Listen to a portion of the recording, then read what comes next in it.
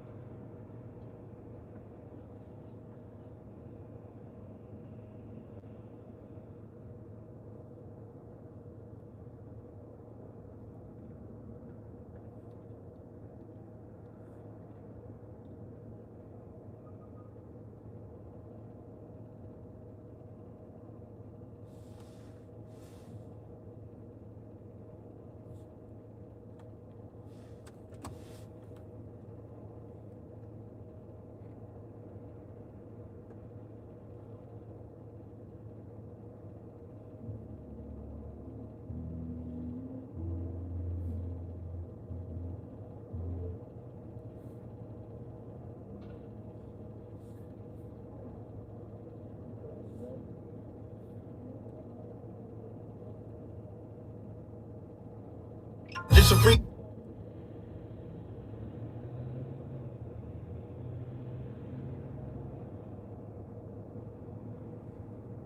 Ooh, 27 Club. All right, gang, let's really nail it this time. Here we go. A 1, a 2, a 1, 2, 3, 4.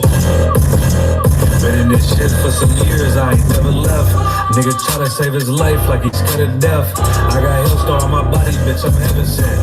Hey, this UP cat nothing, we on fellowship. Been in this shit for some years, I ain't never left. Nigga try to save his life like he's scared of death. I got Hillstar on my body, bitch, I'm heaven sent. Hey, this UP cat nothing, we on fellowship. Florida Lee on my top, this a Zay's hat. This the third cat be winning, he a J-cat. Nigga tryna steal the sauce, yeah, I hate that. But I ain't make the rules, I can't change that. New bottle, new wine, yeah, I can't crack. Look, flag on the plate, grabbing face masks.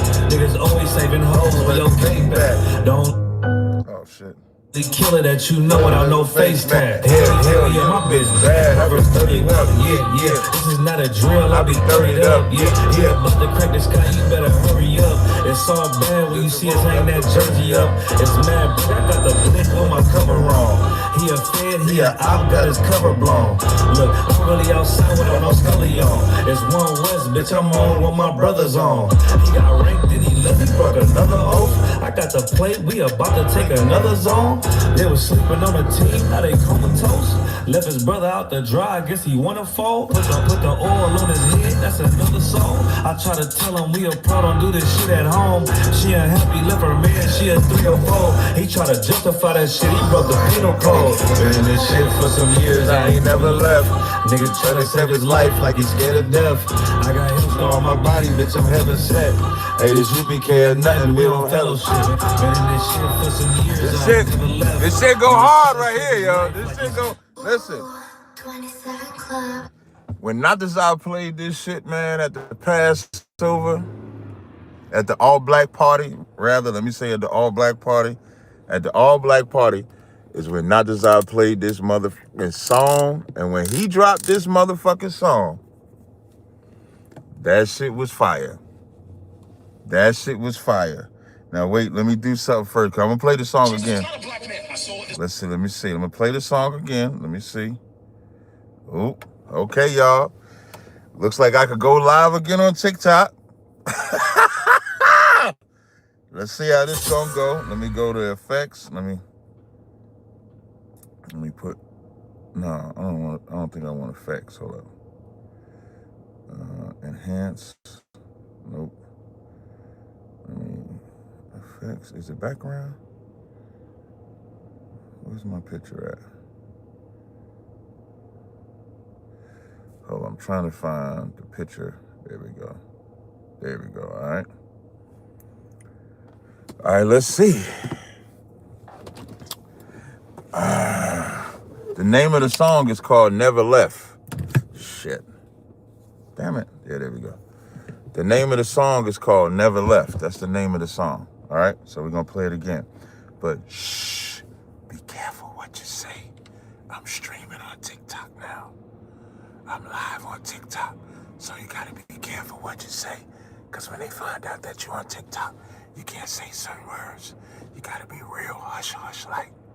You gotta be real quiet. You can't say certain words. So we're gonna be real quiet. But here go the song. Play the song again. Hold on. Right, gang, let's really nail it this time. Here we go. Ooh, 27 Club. Right, gang, let's really nail it this time. Here we go. A 1, a 2, a 1, 2, 3, 4. Been in this shit for some years, I ain't never left. Nigga try to save his life like he's scared of death. I got hill scar on my body, bitch, I'm heaven sent. Hey, this UPK or nothing, we on fellowship. Been in this shit for some years, I ain't never left. Nigga try to save his life like he's scared of death. I got hill scar on my body, bitch, I'm heaven sent. Hey, this UPK or nothing, we on fellowship. Florida Lee on my top, this a Saints hat. This the third can't be winning, yeah, J-Cat. Nigga tryna steal slow, yeah, I hate that. But I ain't make the rules, I can't change that. No bottle, no wine, yeah, I can't crack. Look, flag on the plate, grabbing face masks. Niggas always saving hoes for your payback. The only killer that you know without no face tag. Hell yeah, my bitch bad, I was 30'd up. Yeah, this is not a drill, I be 30'd up. Yeah, about to crack this guy, you better hurry up. It's all bad when you see us hang that jersey up. It's mad, but I got the blick on my cover wrong. He a fed, he a op, got his cover blown.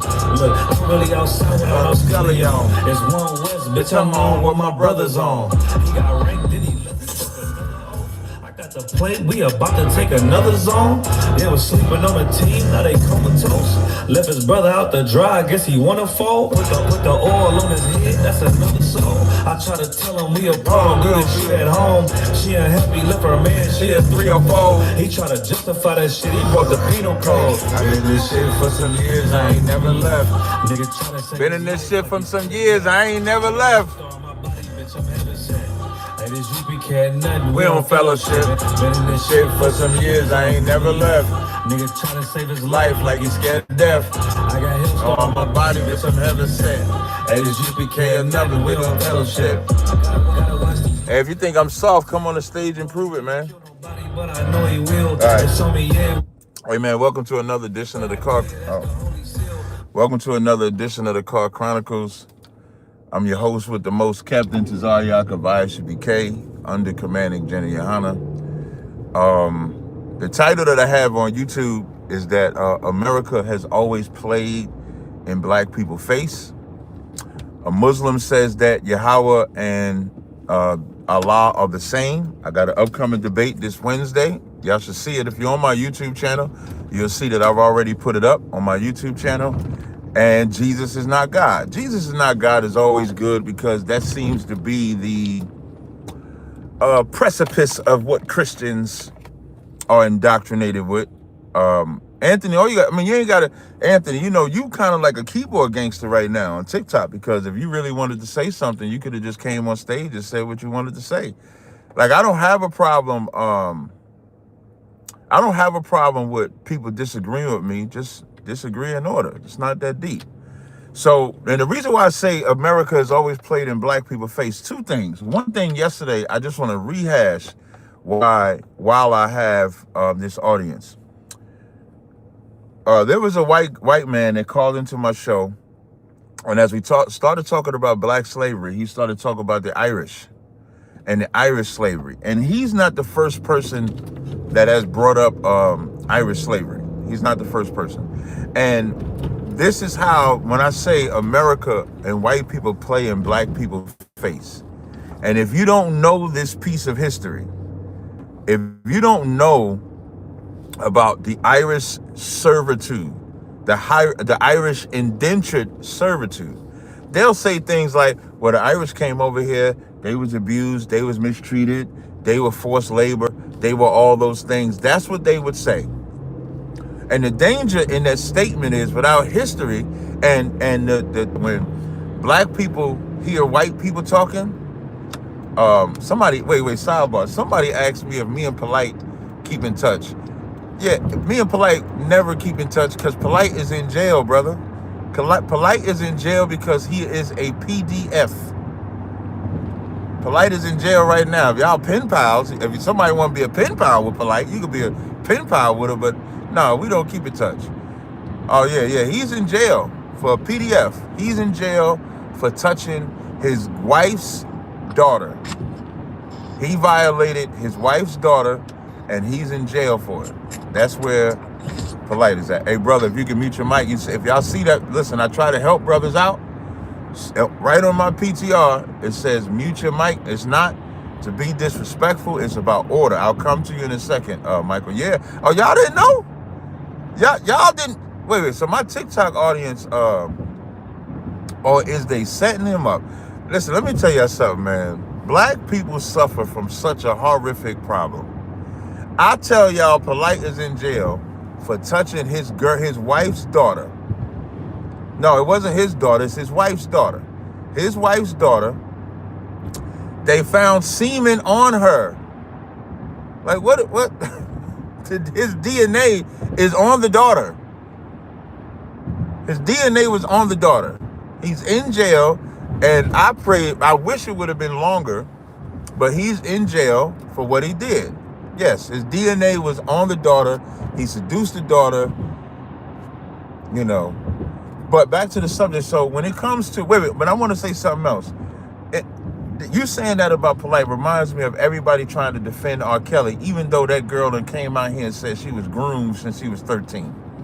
And y'all, I bet y'all still playing Step in the Name of Love. I ain't played an R. Kelly song. I couldn't tell you the last time I played an R. Kelly song. I couldn't even tell you. I don't want to hear R. Kelly's song. And what's messed up is sometimes a melody or something on the radio come in and you might get tricked. For about 15 seconds, it'll have me. No, what am I doing? And I rock myself right out of that. All right. Kind of when you said, I think you talk about the music. So I'm gonna come to y'all on TikTok in a second. Did I pin my number on the, I don't know if I pinned my number on, I think I pinned my number. Let me make sure I pin my number on YouTube real fast. So when white people say something, we take their word as if it's a legit word. And that's very dangerous. So when it comes to Irish history, anybody could do a simple search. You could do a ChatGPT search. ChatGPT is probably better. And what I want y'all to do on ChatGPT, and I want y'all to type the following: was black slavery the same as Irish slavery in America? I want you to type it just like that. And when you type that in the chat, you're gonna see ChatGPT is gonna tell y'all the truth. That the Irish did come over here in indentured servitude willingly. Of course, black people were forced, and we were chattel slaves. White people, the children were born free. The servitude had a timeline of 7 days. That's what it had. I'm 7 years. I apologize. 7 years, so it was not the same. So don't let nobody lie to y'all about that. But I do have people on TikTok. We got, I believe his name is Michael. Michael, you got a question, Michael? Michael, you there? Yes, sir. What's up, Cap? Hey, what's going on? Right? Yep. How you doing, man? I'm good. All right. Hey, dude, Cap, man, I see you debating with the evangelicals, my peoples. You know, I'm a Trinitarian, I'm a Christian, man. I see you up with logic and, yeah, I've been beating the hell out of your partners, man. I've been beating them bad. I said I've been beating the hell out of your partners. Oh, come on, man. It's been good back and forth, man. They definitely good back and forth. It's definitely been good back and forth. I actually like dialoguing with them. It's been a good back and forth. I can't hear you, Michael, if you're talking. Get out over there. Dang, my connection, bro. Oh my gosh. Yeah, that's that Christian connection. You an Israelite? Are you black? Look. Yeah, my dad's from Ghana. I'm Ashanti. Okay, yeah, you need some Israelite connection, man. You over there with that Christian connection. That's why your service going in and out like that. Hey, God, man, what's stopping you from accepting the Trinity? You said what's stopping me from accepting the Trinity? It's not in the Bible. Yeah, I don't. Maybe you can 66 books. I do 80. I do I think it's 80 because I do the Apocrypha too. So I do Old Testament, Okay. Apocrypha, and then the New Testament. So Genesis to Revelations. But maybe you can convince me if you can show me. So like here's here's the challenge I always put to everybody, right? Let me see. I use the Ancient of Days, which is the Most High. Psalms 83 and 18, it says, "Thou whose name alone art the Most High over all the earth." So when I look at those scriptures and it says, "Whose name alone is the Most High," and that name is Yahawah, and if He's the Most High and nobody else is the Most High, it's hard to convince me that Christ is a part of that. So just another caveat before I give you the floor: the Lord has a spirit. His spirit is separate from everybody else's spirit, but Christ also has a spirit. His spirit is not the same as the Father. So the Holy Spirit comes from the Father. So I just don't believe in the Trinity, but maybe you can convince me. You got a clean cut scripture that says there's a Trinity? Michael, I may have to come. Man, Oh, I'm about to say, go ahead. Captain, my connection is so bad. So honestly, I'm like, Yeah, I was gonna say, let me my maybe. connection is just too bad to even talk. Okay, yeah, I was gonna go to somebody else, and then if you had your connection got better, you can come back. Before I do that, to my YouTube audience, the phone number is pinned to the top, 862-224-9027. If you got a question or comment, you can always call. And as always, to my audience on both sides, you can talk about whatever you want. Like, let's say if you hear, like me and the other brother was just talking about Jesus is God, but if you have a separate conversation or a subject that you want to talk about, that conversation is welcome. So next person is Trelone. Am I saying your name right, brother? Yes, sir. What's going on, brother? You got a question or comment? Yeah. I was like, I just seen your debates and stuff. Okay. Yeah, I don't believe Jesus is the Most High either. Perfect. Listen, you on your way. You was on your way. And you know the significance, and I don't think people see the bigger picture. The small picture, to be honest, is Jesus is God. The small picture is the Trinity. That's the small picture. That's not the big picture. The big picture is Jesus has to be God so that I can sin. That's the big picture. Because when you so like, let's say, you notice you'll always see a lot of arguments and debates about Jesus being God. And if you start talking about we got to keep God's law, those same people that believe Jesus is God will argue that the law had to be taken away because we couldn't keep it. That's why Jesus had to come down as God. So the small picture is Jesus being God. When I'm saying about small picture, not that it's not a big deal, because of course it's breaking the greatest commandment. It's small in what the real attack is. The other one is Christ being born immaculately by God making her pregnant. Because and you know what's crazy? If anybody get the big Zondervan Bible dictionary, the picture one, and if you read the breakdown on the virgin birth, it'll tell you that it's factually suspect. That's the exact words that it used in the definition. That the virgin birth is factually suspect and polygamically hazardous, meaning it's dangerous. And then it'll tell you in the same definition, but surely there is no need to throw out the revelational truth with the bathwater. And the reason why it tells you that is because if Christ has any form of docetism, meaning God-like ability, then he never touched our sinful nature. That's what it says in the definition. I'm sorry, I ain't mean to rant. I'm actually mad at myself for ranting, but you got the floor, brother. But yeah, I don't believe that either. Cause, you know, it's like the word was God, and in the Bible it say God's not a man. Right. So from my understanding, the word is not even Jesus. The word is God that got inside of Jesus. Simpler than that. Don't, like, when it says, and the word was God and the word was with God, like that, the word existed. Like God spoke before we read about Christ in the New Testament, right? And so there was always a word of God.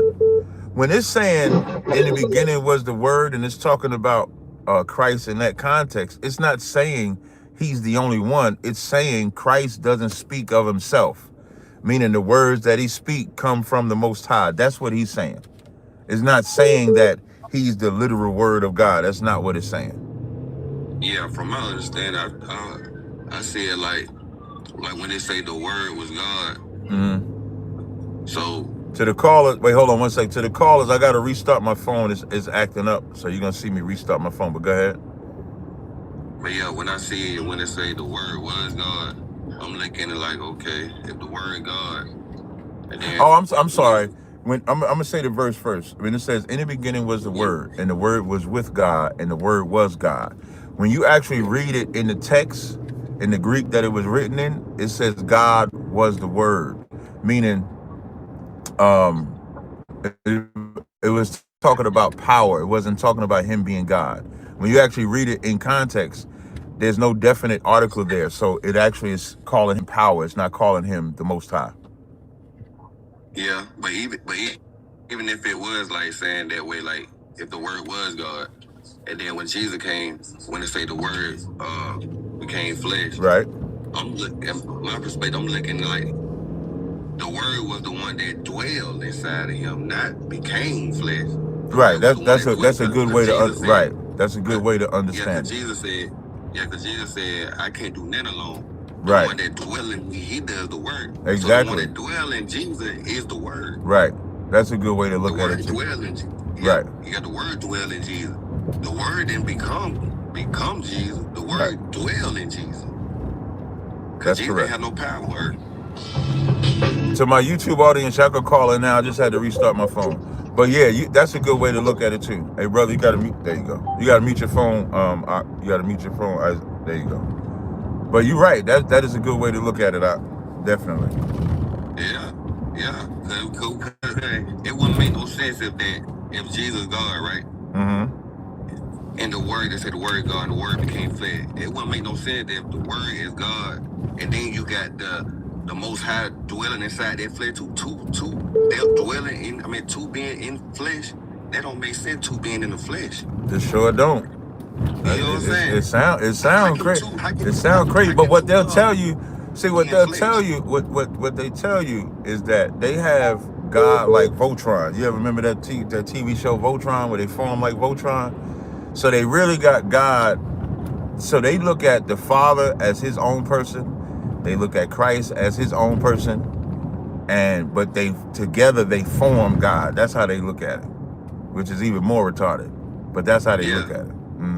Yeah, because that'll be like two spirits inside of a flesh. Right. That won't make sense for two spirits. You gotta hold on, yo. You hear me talking, man? You gotta hold on. But my bad. But it'll make sense for one spirit to be in flesh and the other one come and dwell in, because when you dwell, you in and out. You ain't permanent enough. So somebody got to be permanent for that flesh, and then somebody got to come and dwell in it. And in the Bible, that's the Most High come and dwell in it, the word. Right. Come and dwell in that flesh. I agree. I appreciate it, brother. Yeah, but yeah, that's all I had to say. Thank you, man. Yeah, I agree with you. Definitely, I appreciate it, man. I'm gonna take the call. So, again, to my audiences, I do 2 live streams at the same time. So right now, I did 2 people on TikTok. So I'm gonna jump over to my YouTube, and then I'm gonna come back and forth. If you're on TikTok, if you can go ahead and thumb up the video or like the video, share the video to your story, share it, repost it, so that more people can join. I would greatly appreciate it. To my TikTok audience, you know what I'm gonna tell you. Excuse me, my YouTube audience. We got 214 people in here. We only got 124 likes. Let's go to get them likes up and help the algorithm. First person on the line. Yahawah Shabbat, what's going on out? Yahawah Shabbat, how you doing, sir? I'm too wild about. You got a question? Okay, so if I could, so I just want to make this statement, like, cause that whole, God, Jesus is God, like that whole doctrine, it sounds weird because it's like the Most High is so for, or so against, and so for like marriages. Like, why would he pick a man that has a woman to get pregnant?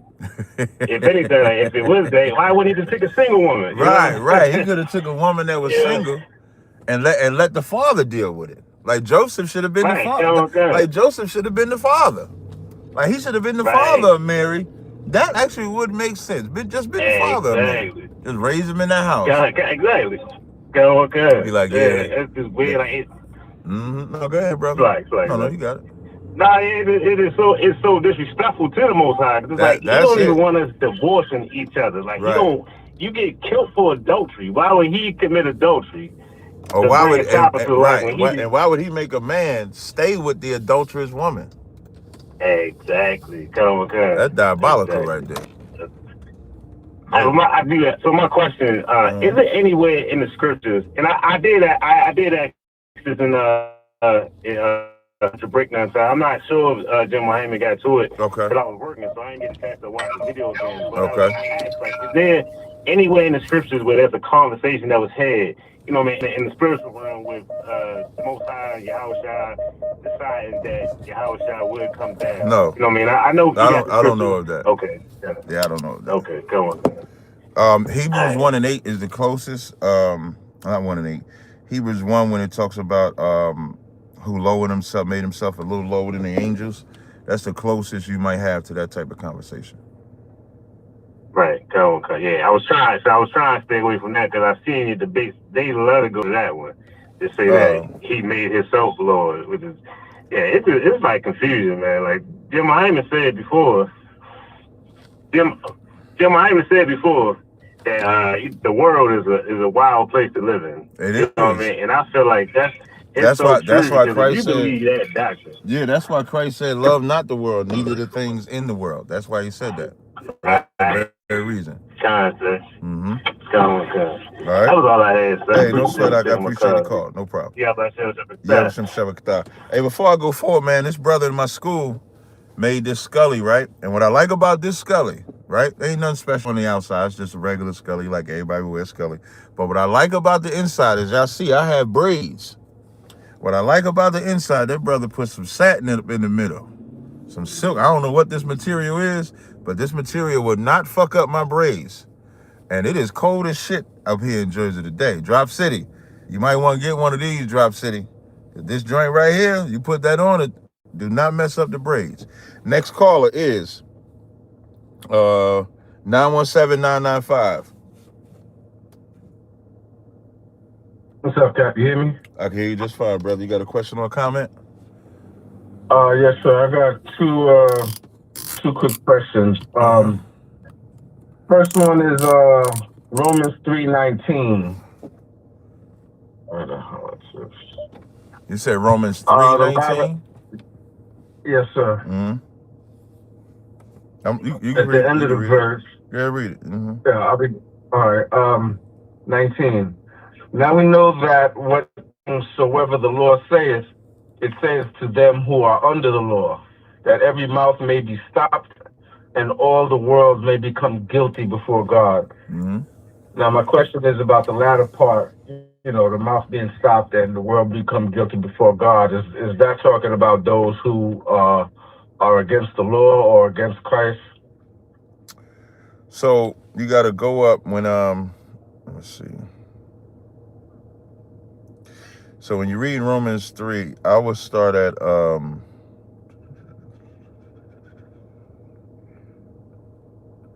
15. 9. No, well, you can start at 9 if you want to, but I would start at 15 when it says their feet are swift to shed blood, destruction and misery are in their ways, and the way of peace they have not known. The reason why it's saying that is because this echoes Matthew 23 and 23 when Christ said, "Woe unto the scribes and Pharisees, hypocrites, for you preach of tithe, anise, and cumin, but have omitted the weightier matters of the law, mercy, judgment, and faith." They have never given mercy to Israel. They have only judged to shed blood. So when it says, "and the way of peace they have not known," there is no fear of God before their eyes. Now we know that whatsoever things the law saith, it saith unto them that are under the law, that every mouth may be stopped, and that the world may become guilty before God. Now, I'm going to read verse 20. Therefore, by the deeds of the law, there shall no flesh be justified in his sight, for by the law is the knowledge of sin. That's the answer to what 19 is talking about. If you are under the law and you do something that requires you to do something under the law, you are guilty. You are not justified. Example, thou shalt not commit adultery, right? You familiar with that law? how would you be under that law, and how would you keep that law? How would you be under that law And if how would you? you're It's subject? two questions. How would you be under that Okay. law, and how would you keep that law? I would say to be under that law would be to be subject to the punishment of the law if you break it, and to keep the law would be to adhere to it, So now, which one? or to administer the punishment of it. There you go. So now, which one applies to 19 and 20?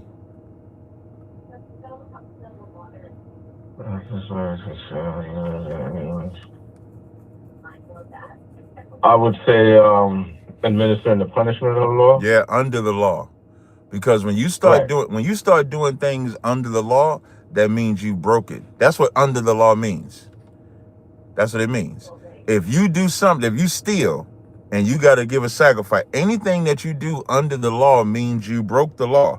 That's why it says, now we know that whatsoever things the law said is say to them that are under the law.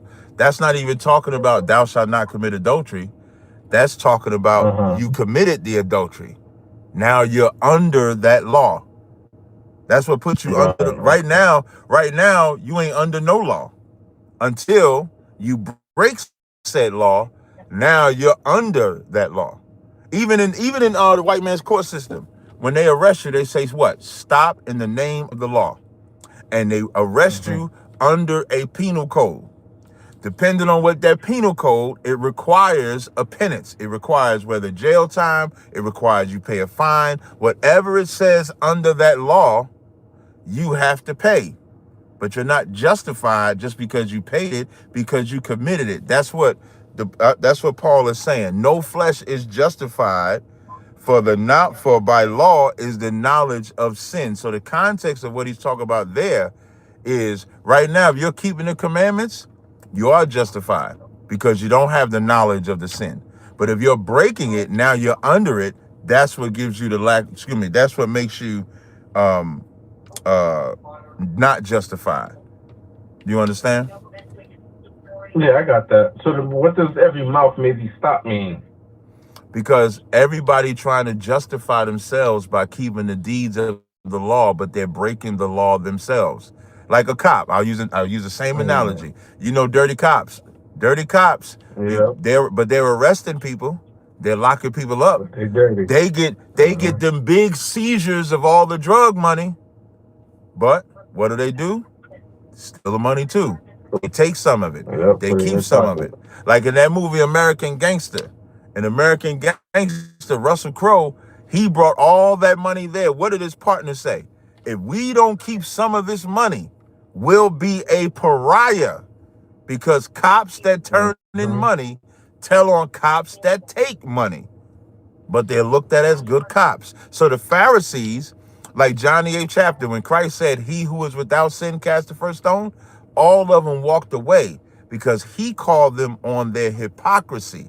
So the Pharisees looked at themselves as righteous because they were carrying out the deeds of the law, but never looked at righteousness coming by teaching not to even break the law.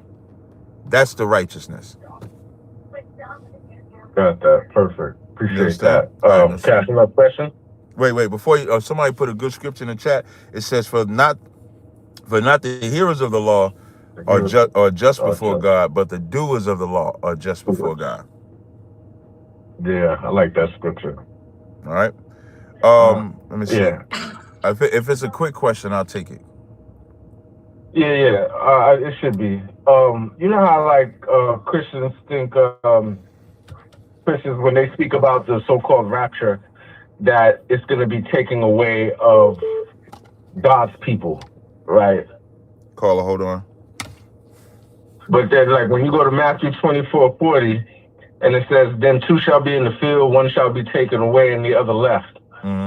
Christians say, I hear Christians when they talk about that, they use that for the rapture, saying that God's people are the ones that are going to be taken. Right. But that's not true, from my understanding, because when you read 39, it is going to be God's people that's going to be taken. But it's also Okay, so it's then also why? gonna be God's people that's gonna be left too. Right. No, but when it says in verse 39, where it says, and knew not until the flood came and took them all away, Mm-hmm. right? That's not, who's that referring to when it says, when the flood came and took them all away? Isn't that all the people who were, huh? No, isn't that all the people what? Isn't that all the people who died in the flood? Yep, only 8 souls were saved. Right. So when it says took them all, okay. I mean, when it says took them all away. So Noah, right. Noah and his 3 sons wasn't the only ones that came from Seth, right? What do you mean weren't the only ones that came from Seth? Meaning the Adam's line, it wasn't just, it was more than just Noah and his 3 sons. When it talks about the sons of God, those are the other sons of God or Adam, or that comes from Adam's line, that slept with women they weren't supposed to sleep with. So he's making the analogy. It says, as in knew not. I'm sorry, to get in proper context, as in the days of Noah saw the son coming of the Son of Man be. For in the days they were before the flood, they were eating and drinking, marrying and giving in marriage, until the day that Noah entered into the ark, and knew not until the flood came and took them away. So the ones that were partying and breaking God's commandments didn't know that they should have repented until the flood came. It's going to be just the same way now. All the Israelites that we out there teaching and telling to repent, and they busy out there sleeping and partying and doing all the wickedness that they want to do, they're not going to know until the Son of Man comes as well. And then 2 shall be in the field. There's going to be 2 people in the spot. Somebody going to get taken because they're the ones that repented. The other one is not. It's just giving you a parallel that they partied. No, I get that. Okay, but so I'm lost there. I don't know what you're asking. No, because of the wording where in 39, it says, and took them all away. And then in 40, it's talking about someone else being taken. Okay, so it's like in 39, the bad people were taken. Yeah, no, you confused, brother. When he says took them all the way, 40 and 41 is a continuation of what he's talking about from 39. When it says took them all the way, 40, he gets specific. Then shall 2 be in the field, the one taken, the other left. The one taken is the one that endures. The one left is the one that is going to get destroyed. The 2 women shall be grinded in the mill, the one taken. Yeah, so I don't know where you confused that. No, because in 39, when it says took them all away, like in 40, brother, at some point, at some point, you're going to have to get in class out. At some point. Because this is about as simple. I don't disagree with you at all. Yeah, this is about as simple as it could be. Like, you overcomplicating it. I told you it was supposed to be a quick question. This is about to be that's about as simple as it could be. And I do have other calls to get to. Maybe you come back and listen to the replay, and it'll kick in. No problem. All right, no problem. All right. All right, no problem. To my TikTok audience, I just got to take one more call, and then I'm coming right to y'all on TikTok. On the TikTok, it's going to be Nico, Genesis, and Shield in that order. All right. So on the phones, give me Escalante. I'm sorry, not Escalante. I apologize. 832-945. What's going on? It's me, Sincere. What's up? Oh, what's going on? This the brother stole my name. You know what I mean? That was my name in the world. You know? Oh, my bad, bro. No, I'm just messing. I'm just messing with you, man. I'm good to go. You got a question or comment? Yeah, I'm gonna try to be quick as potent as I can. Coming from all sincereness. I have 2 questions, and I have one thing that I might think I see a contradiction in the Bible. I want to just humbly ask. Okay, can you just give me the 2? So here's no. I don't have a problem with how you act, what you asked in the question, but just do 2, please. Yeah. Whatever the 2 most important things, because I have a lot of calls and I have people on TikTok. Thank you. So what are the 2? I'll be quick. Appreciate it. All right, I'm gonna get to real quick when you spoke the law of Romans 6, right? Mm-hmm. Now it says that we're no longer under the law, right? I forget the exact phrase. We're not under the law, but grace. Right, cool. My thing is this. I'm aware that we got to keep God's laws and commandments. I understand. I get it totally. My question is this. Which laws are they talking about in Romans 6? And do you got the BCV to show what laws you're talking about. There's Yeah. many laws. I was Which one is to my Romans 6? Yeah, he's not talking about you have to keep every law. He's not talking about thou shalt not commit adultery, but if you commit adultery, I can't come and stone you for that. He's talking about the punishment. That's why he's using the word under. If you actually read the verse, it says, what then? Shall we sin because we are not under the law, but under grace? So it's a transfer. So instead of being under one thing, we're under this thing. Do you know what a grace period is? I believe until Christ come back. No. Just the term grace period. Do you know what a grace period is? Just that term. Yeah, it means you got a chance to be repentant and now if we was under the law, would we have that grace period? I highly doubt it. Meaning exactly. So like if we was under the law, thieves would have to pay for what they did. Unalivers would have to pay for what they did. Adulterers, fornicators, idolaters, we would all have to pay for what we did. We wouldn't even be able to call ourselves Israelites. We would be cut off from the covenant if we was under the law. If you weren't circumcised on the 8th day, you were cut off. You're aware of that, right? Right. That's what the under is talking about. So under the law, we would be cut off. Under grace, we get to correct ourselves, repent, and then be under Christ, and through Christ we're redeemed. So the law don't go away. So you still can't eat whatever you want, sleep with whoever you want, celebrate with whatever you want, loan money however you want, unclean and clean. Everything's still there. We're just not under the law that would have punished us and would not have given us the opportunity to repent. That's what Paul is talking about in Romans 6. That's why, and when you read verse 1 in that same chapter, it says, what shall we say then? Shall we continue in sin that grace may abound? So what Paul is saying, the grace is what gives us the opportunity to stop sinning. And you know, sin is transgression of the law. Wrong, correct. Mm-hmm. So I got one more. Thank you so much. I'll break up one more. Be quick. Yeah, go ahead. Do you want to get the contradiction now or another time? No, come on with it, brother. All right, cool. All love. If I don't know, you don't got to do that, brother. And I appreciate that, but I appreciate you doing it that way. But that's not going to make me be offended or not offended. The only way I would let me just help you out. So just for the future, the only way I would turn up on you is if you got indignant or something like that. But right now, you just a cool brother asking a question, man. So come on with it. Caller, hold on. People, a lot of people try to come at you a lot of times, and at the day you doing the work of God. So I want that to be known. So no sweat. Appreciate it, brother. What is all right. So the question right here is this. So when you read 2 Kings 8:26. It says 2 and 22 years old was, I can't pronounce the name. I'm being real, I'm going to lie. No, you talk about the 20. Yeah, you talk about the 22 years and the 42. Right. So 42. I'm laughing because first of all, it's not a contradiction first. Because you see the same names involved. Hold on 1 second. Caller, hold on.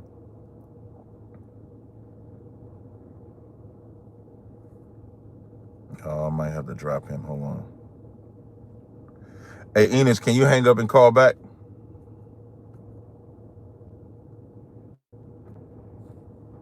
Hope I don't just jam this up. Man, I hope I don't jam this up. Hold on, let me see.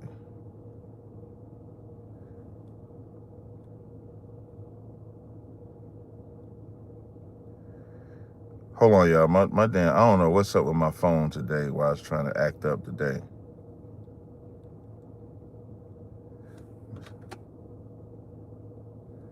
Jesus Christ.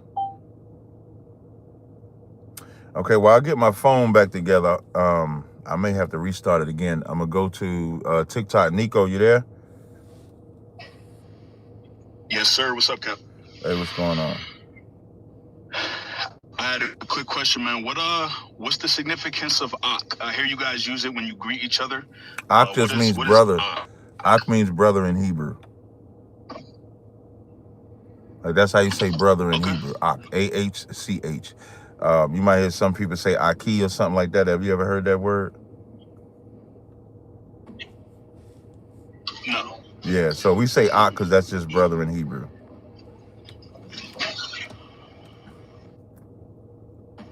You got another question? You got any other questions? Okay, that's all I got, Cap. Thank you, man. No sweat. Genesis, what's up? No, that's it. I'm good, Cap. Thank you, man. No, Nico, Hello, yeah, Cap. your name ain't Genesis, Nico. Genesis, what's up? Shalom, Cap. Hey, shalom, brother. Hey, okay, so I got a question about bearing false witness. Right. So me and my cousin, you met my cousin. His name's Walter. You met him at maybe a Passover or two ago. He knows you and what's the brother's name that does debates with you? Tazaryach? Tazaryach. He knows you and him, and he met more than that. But so I was talking about NLE Chopper, and he was on that, and he said that he was Rainbow for a year for a ritual. That's what he said. He did a video Jesus on Christ.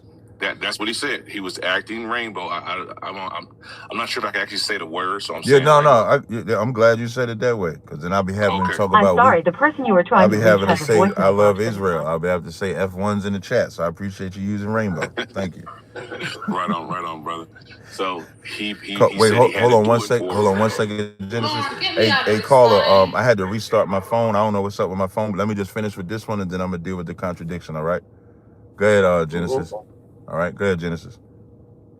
He said that. Hey, you're not Genesis Israelites, are you?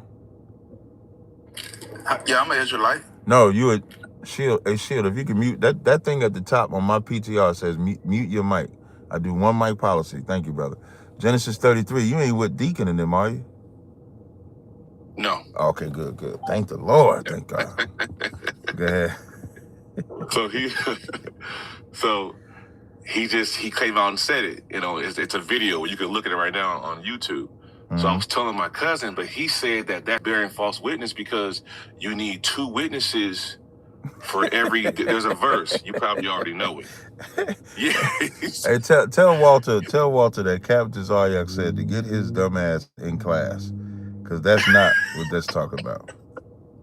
I thought, Cap, bearing false witness to me is immaterial in the white lady. Right. That's bearing false witness. Correct. Or the brother in the elevator in Oklahoma in the early 1900s. Yeah, or and somebody, he looked at a white woman or if I was the accused, like let's say if you say, let's say you're not in Genesis, right? You clearly said that. You get off this live, and then I start saying, yeah, I was talking to Genesis 33. I told him to leave them Genesis Israelites alone. Look, he got the same name and everything as them. That's bearing false witness. Got you. But the best example is when Christ said, I'm gonna, if you tear this temple down, I'll raise it in 3 days. But the Pharisees lied to the Romans and said, hold on. He's gonna tear the temple down in 3 days. Right. That's which led to right. Like those things are bearing false witness. That's correct. Okay, the whole thing, and one more question. The whole thing with Lil Jon and his son. How do you like? Because I feel you like said it was what? A Little John. Listen, when I saw the news that his son had been met an unfortunate demise, I knew people was gonna say that's a sacrifice. I'm so thankful I don't live in that world no more, because I used to live in that world where I used to think all of them sacrifices was legit. I was one of them. Listen, that's how I became an Israelite. I became an Israelite watching videos on how all the entertainers are sacrificing their children and doing this and doing that. Now, could somebody do that in real time for real? Yes, it's possible. I'm not saying that it is or isn't. But you know, we also die all the time. You know, people that ain't Little John's kids die, unalive all the time. Hey, can y'all mute your mic on the phone line, please? 215, mute your mic. I'm gonna hang up. I won't take your call back. I'm sorry. Thank you, brother. So, unfortunately, people unalive all the time. So I'm not gonna get caught up in whether it was a sacrifice or not. That's for y'all conspiracy theorists. I stopped being a conspiracy theorist when I became an Israelite. But before then, I'd have had me a nice. I ain't gonna go that far, but I would have been nice and looking it up and like, ooh, yo, look at this right here. This is that. I'd have been doing all that. But no, I can't say whether that is or not. And to leave off, should we, because me and Walter talked about this too, like some of the women, but you kind of already answered it because you said you don't do that anymore. Is that wrong to go like Megan Thee Stallion could be, that's a male horse? That's a hint. She telling you what's going on, or with her, should we? Man, that's a woman, man. Why she can't be a woman? Okay, I got you. Now it is now, and here's the thing. We all know that that's a horse, a male horse. I didn't always know that though, and so saying Meg the Stallion, men have called women stallions forever and not knowing that it's a male horse. True. You know what I'm saying? Now, once you know that it's a male horse, now it's a good talking point, but how many of us have been in the hood and you see them legs, you're like, that's a stallion right there. You're not thinking gender when you think about the horse. Now, once you know the gender, you might not say it anymore. You might just say she built like a horse, but you're not thinking gender. You're like, damn, that's a stallion. Oh, that's a stallion right there. That's what you're thinking. I got you on that, brother. All right, I appreciate it. You kind of answered my question too. Hey, no problem. Yeah. All right, no sweat. Hey, to the Sincere, you there?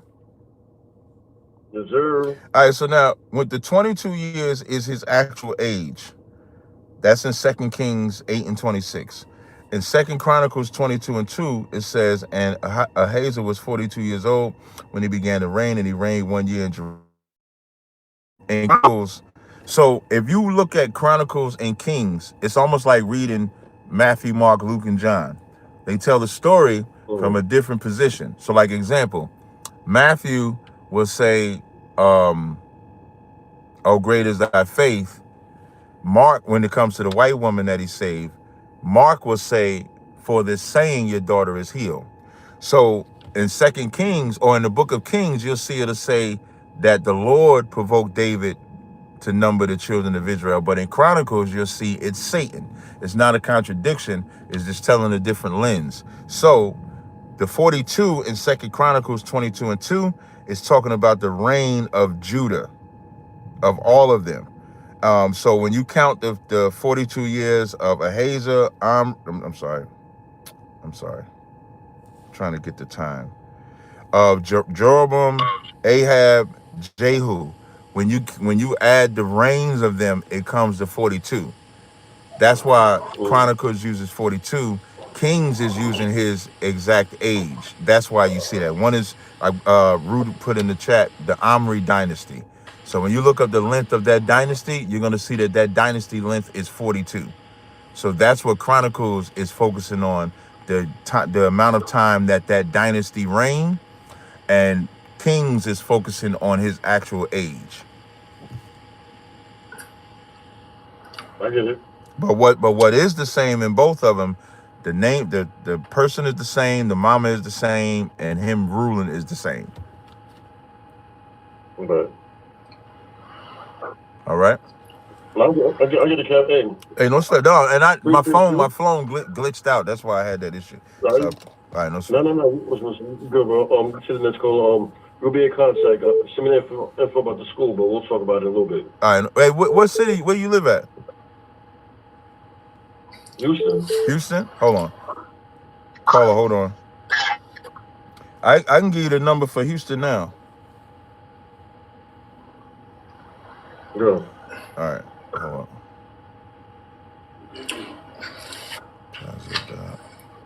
All right, so the number for Houston is 281-714-9451.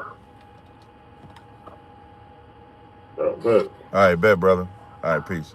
All right, so to my YouTube audience, I'm gonna come to the phone lines. I'm gonna come to y'all in a second on YouTube. Next person is I'm gonna come to y'all in a second on YouTube. Shield. Shield is the next person. Hey, you gotta mute your phone, 229. Thank you. 22. Hey, shalom, brother. Hey, 229, you got to mute your phone, brother or sister. Thank you. If not, I got to drop you. Okay, what's your question or How comment? do I meet? Oh, Yeah, nigga, it's your phone. You should have a mute button on there, man. Shield, you there? I'm here. You got a question or comment, man? Yeah, I wanted to get a breakdown on 1 Corinthians chapter 4, 7 and 8. You know, I read the previous verses before that, but when I get to the 7 and 8, it's getting a little blurry for me. So I wanted to get a breakdown from you for that. Okay, so 1 Corinthians 4 says, "For who maketh thee to differ from another, and what hast thou that thou didst not receive? Now if thou didst receive it, why dost thou glory as if thou hast not received it? Now ye are full, now ye are rich, ye have reigned as kings without us, and I would to God ye did reign, that he might also reign in you." Let me read up a couple. Let a man so account of us as the ministers of Christ and the stewards. Moreover, it requires the stewards, but with me, I'm just skimming through the verses, brother, so I can see what it's talking about. But me, very I should be judged of you, or of man's judgment. Yeah, I judge not, for I know nothing of myself. Therefore, judge nothing before the time, and the time until the Lord come, He will bring both light and hidden things of darkness will make manifest. And these things, brethren, I have in a figure transferred to myself and to Apollos, for your sakes, that ye may learn in us not to think of men above, that is written, that no one of you be puffed up against another. So when it says, "For who maketh thee to differ from another," who would do that? It says, "From who will make different from another." Like, I was thinking as if one had got the wisdom of Christ, and became more knowledgeable and became more puffed up, you know, against their brother or That's something like that. So the argument is them being puffed up against each other. You see that, right? Right. So now when he says, "For who maketh thee to differ from another," this is a checking.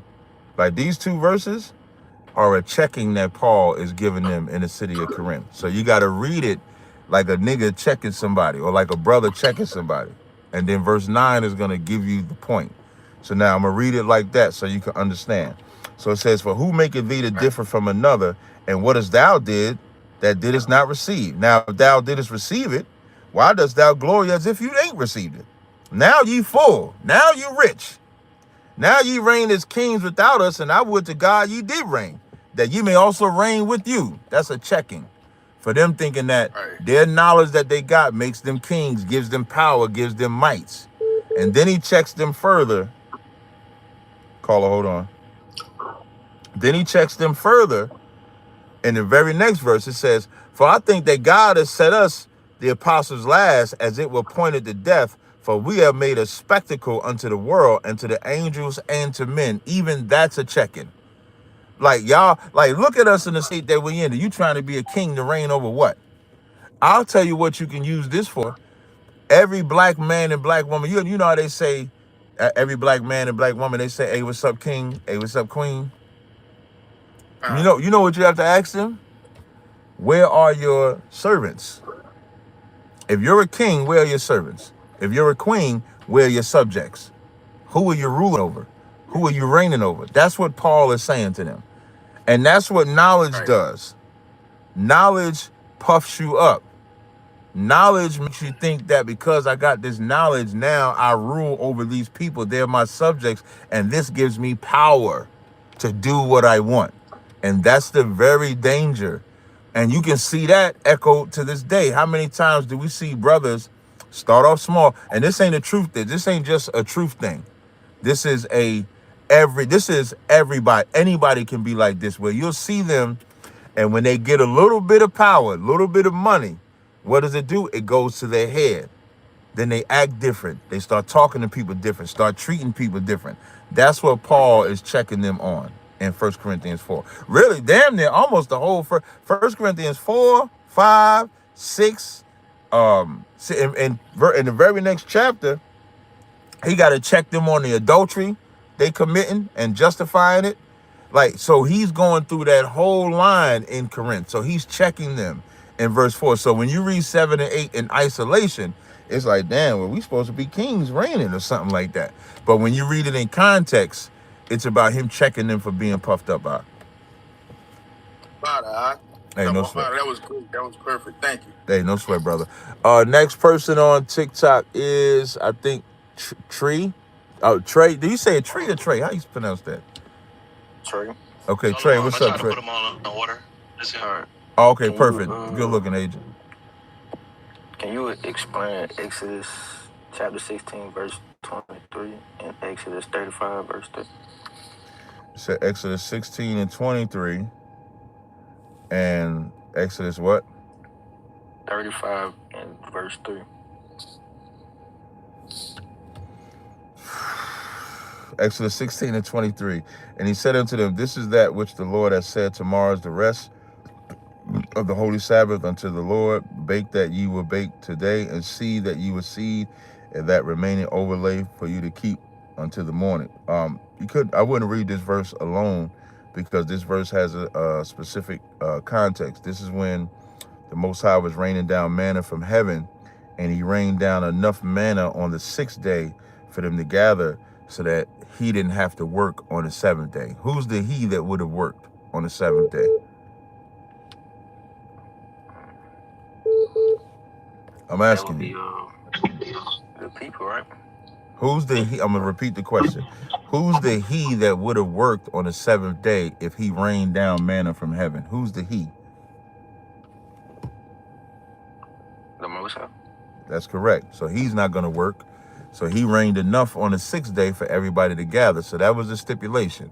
In that moment in time, you are not to gather. That's what he told them.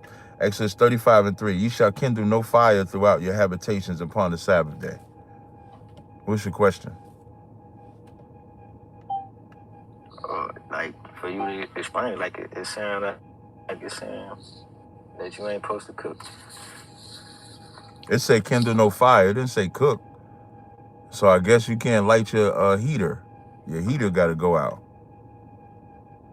Let's say if it's in the wintertime, if it's in the wintertime, I can't warm up my house. It's 12 degrees in Jersey right now. So based on what you're saying, this verse is saying that we can't warm up the house. Why? It's weird to me that y'all think kindle a fire is only talking about making food. It don't say make food. I don't think that. You said we can't cook.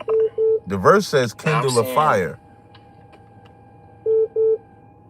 That's what I'm trying to see. I'm trying to see what it's talking about. It's exactly what it means.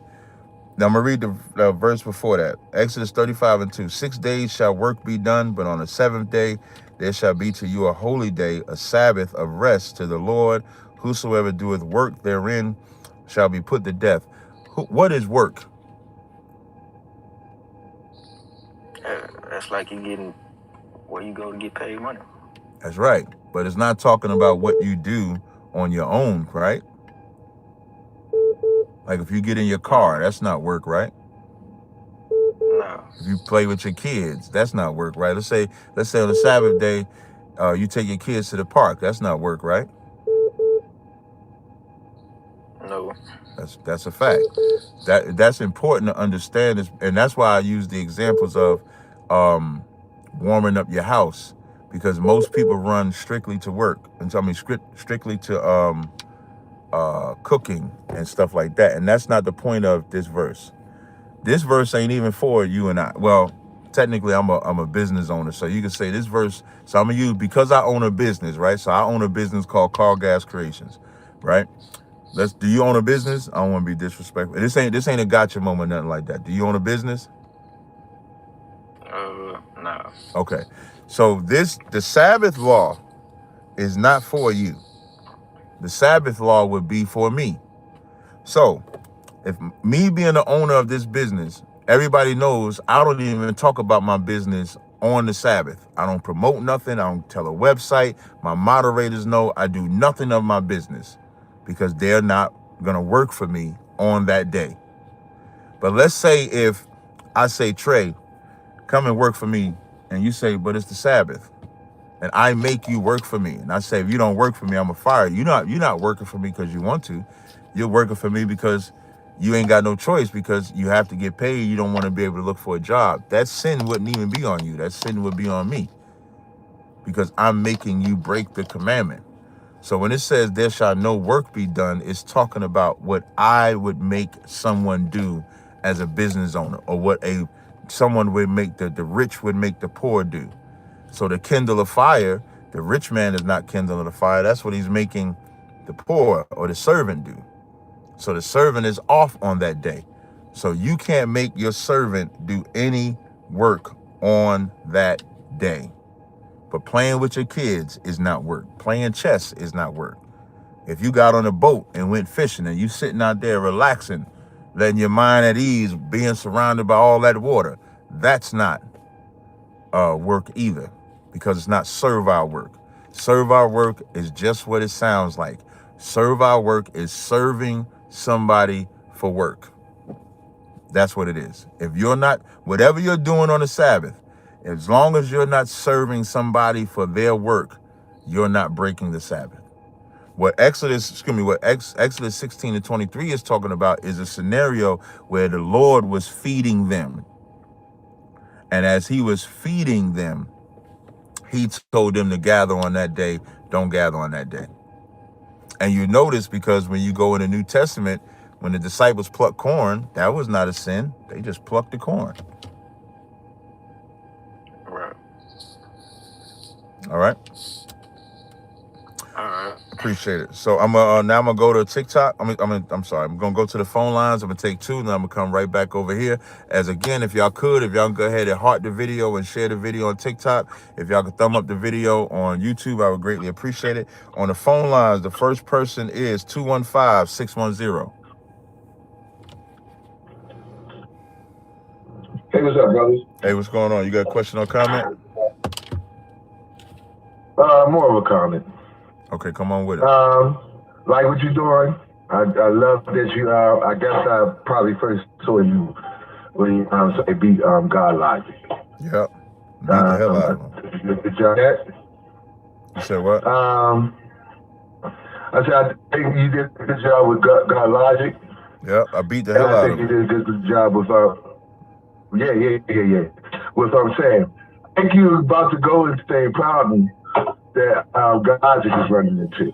You said I'm what? By you staying on the same, I said I think you're about to get into the same problem that God Logic is starting to run into. What's that? That you're staying on the same topic and you're doing the same debate.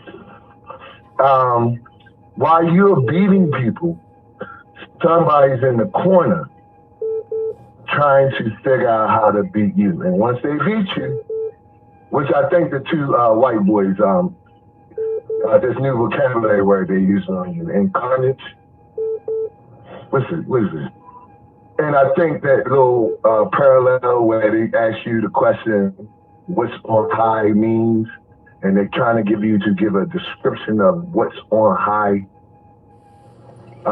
And I think you're failing on that. I think they're going to keep pounding you on that.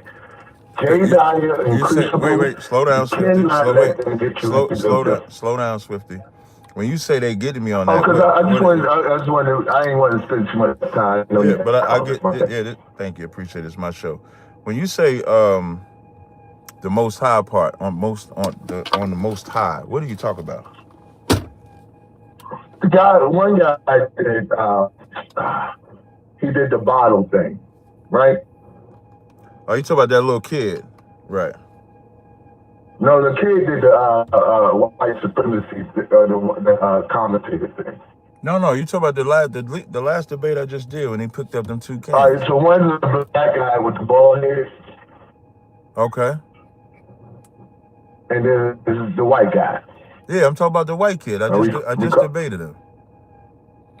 Right, he did it, but the guy did it. I don't know how long it was ago, but the bald head guy did the same thing. Right, but can you get to the analogy? Like, what are you talking about when you say the most? What I'm saying is, I don't think you guys was a comment or a question. In my opinion, I just think you're not clearly defeating that point. Yeah, that's because I don't think you're. that's because y'all don't understand. Y'all think when y'all read that verse, this is what you talk about. That brother took, that white boy took 2 items and said, if he's on the hand, if he's on the right hand of the majesty on high, that means he's on high with him. And because he put them at the same, I understand what you're saying. All you gotta do is be quiet. When he put them at the same level, he said that means they're the same because of where they're sitting. And that is completely, utterly stupid. That is stupid. The Most High, Christ could be sitting, Christ, I don't have a problem with your point. I'm not really talking about you. I'm just addressing what you said. You're not explaining that well. Because there's nothing to explain. There's nothing to explain. I don't think you're explaining that well. You can have you're entitled to That's your what I'm opinion. saying. I didn't say you. I'm not mad. Okay, why you keep interrupting me when I'm responding to you saying I'm not explaining it well? I get it. I'm just explaining it again. Thank you. Well, I understand that point. I just wanted to move to the next point. But you can't tell me I can't talk though, right? So let me finish. Thank you. Appreciate it. So with the verse that they're talking about, hold on. Caller, hold on. The verse that the brother is talking about, this is the verse the brothers talk about. This is Hebrews 1:3. It says, who being the brightness of his glory and express image of his person, upholding all things by the word of his power, when he had himself purged our sins, sat down on the right hand of the majesty on high. And what they do is they take 2 objects like this and say, see, he's sitting down of the right hand on the mat. Why? I just don't know why you're doing that. No, that's my son. Oh, no problem. My son was saying so you got both of them on the right hand of majesty on high, and they look at it like the Most High is here, and if he's sitting on the right hand, then Christ is sitting right here, so they're the same Most High. That is the stupidest thing ever. Now I'm gonna give y'all a parallel. Man, I just want to finish. I just want to finish. Could describe exactly what it looks like. All I want to do is if you could just be quiet. All right, well, can I move on? No, I got your point. I could have been done. You ain't getting my point because you keep interrupting me every time I'm just responding to your point.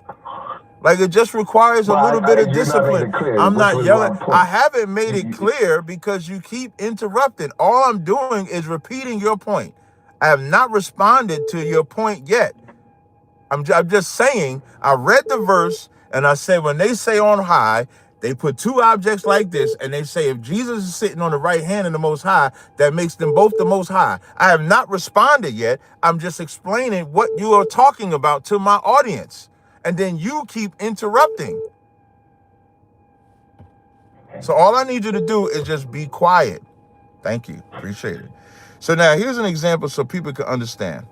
This is Revelations 3:21. Revelations 3:21 says, to him that overcome will I grant to sit with me in my throne, even also as I overcame and am sat with my Father in his throne. Does that mean that for everybody that overcame, that we get to sit with Christ in his throne? Remember, the verse says he sat on the right hand of the majesty on high. It doesn't say that he's sitting on the throne of the Most High, but Revelations 3:21 is saying that we are all going to sit on the throne of Christ. That's a big ass throne. That means that if we're sitting on the throne, that means if the Most High, Christ is up here, and because we're sitting also up here, then we are all God. We are all Christ. We are all everybody.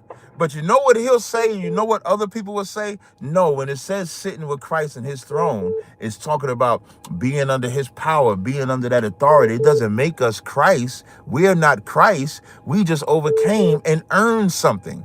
But they'll say that it's not the same with Christ because they're indoctrinated. So I just showed you a direct verse that says Christ says we're going to sit with him in his throne as he sat with his Father in his throne. So if Christ is the Most High because he's sitting in his throne, then we have to also be the Most High because we're sitting in the same throne with Christ. You understand, brother?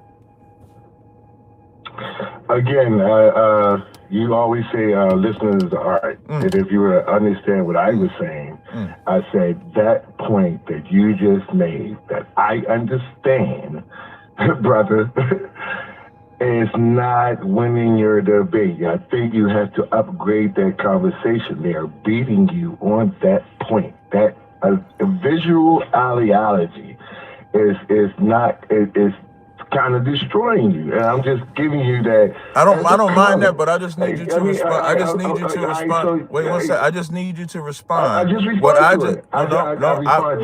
No, you didn't. I said I already understood you. You did not. I'm on your side with that point. Wait. So I'll say again. I'm just asking.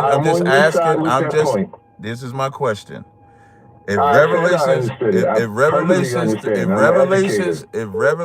3:21 says we're going to see. You're going to another scripture. Everything you're saying. I just don't know why. I just don't know. You see how why it seem like you bothered? Why does it seem like you bothered by me, but you're telling me I'm wrong, but I'm not bothered? But I'm not bothered. I just did not say anything. I didn't say anything. You asked me a question. I started responding. But you didn't get my. You cut me off. No. I let you. You'll play victim. That's something else you got to clean up. It's not no victim thing. You just played victim. You just said you made a point to say. Did I say anything? You told me. You made a point. You made a point to say.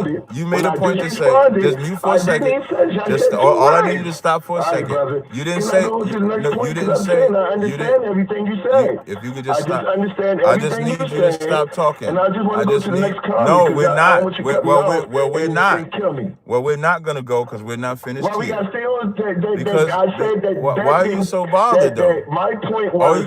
If you could just stop. Just stop for a second. I'll stop again. Thank you. Appreciate it. So we gonna have your first response to me was your first. I don't have no energy. I can be like you if you look. I can be. Then just be quiet. If it's my show, be quiet now. I was quiet. Okay, so be quiet. You didn't say 2 words. The first thing you said was listening is an art. The first thing you said was if listening is an art, you didn't get my point. Your analogy is not gonna. You see how you still talking? You see how you still talking? That shows you didn't. I don't want to hang up. Hey, shut the fuck up.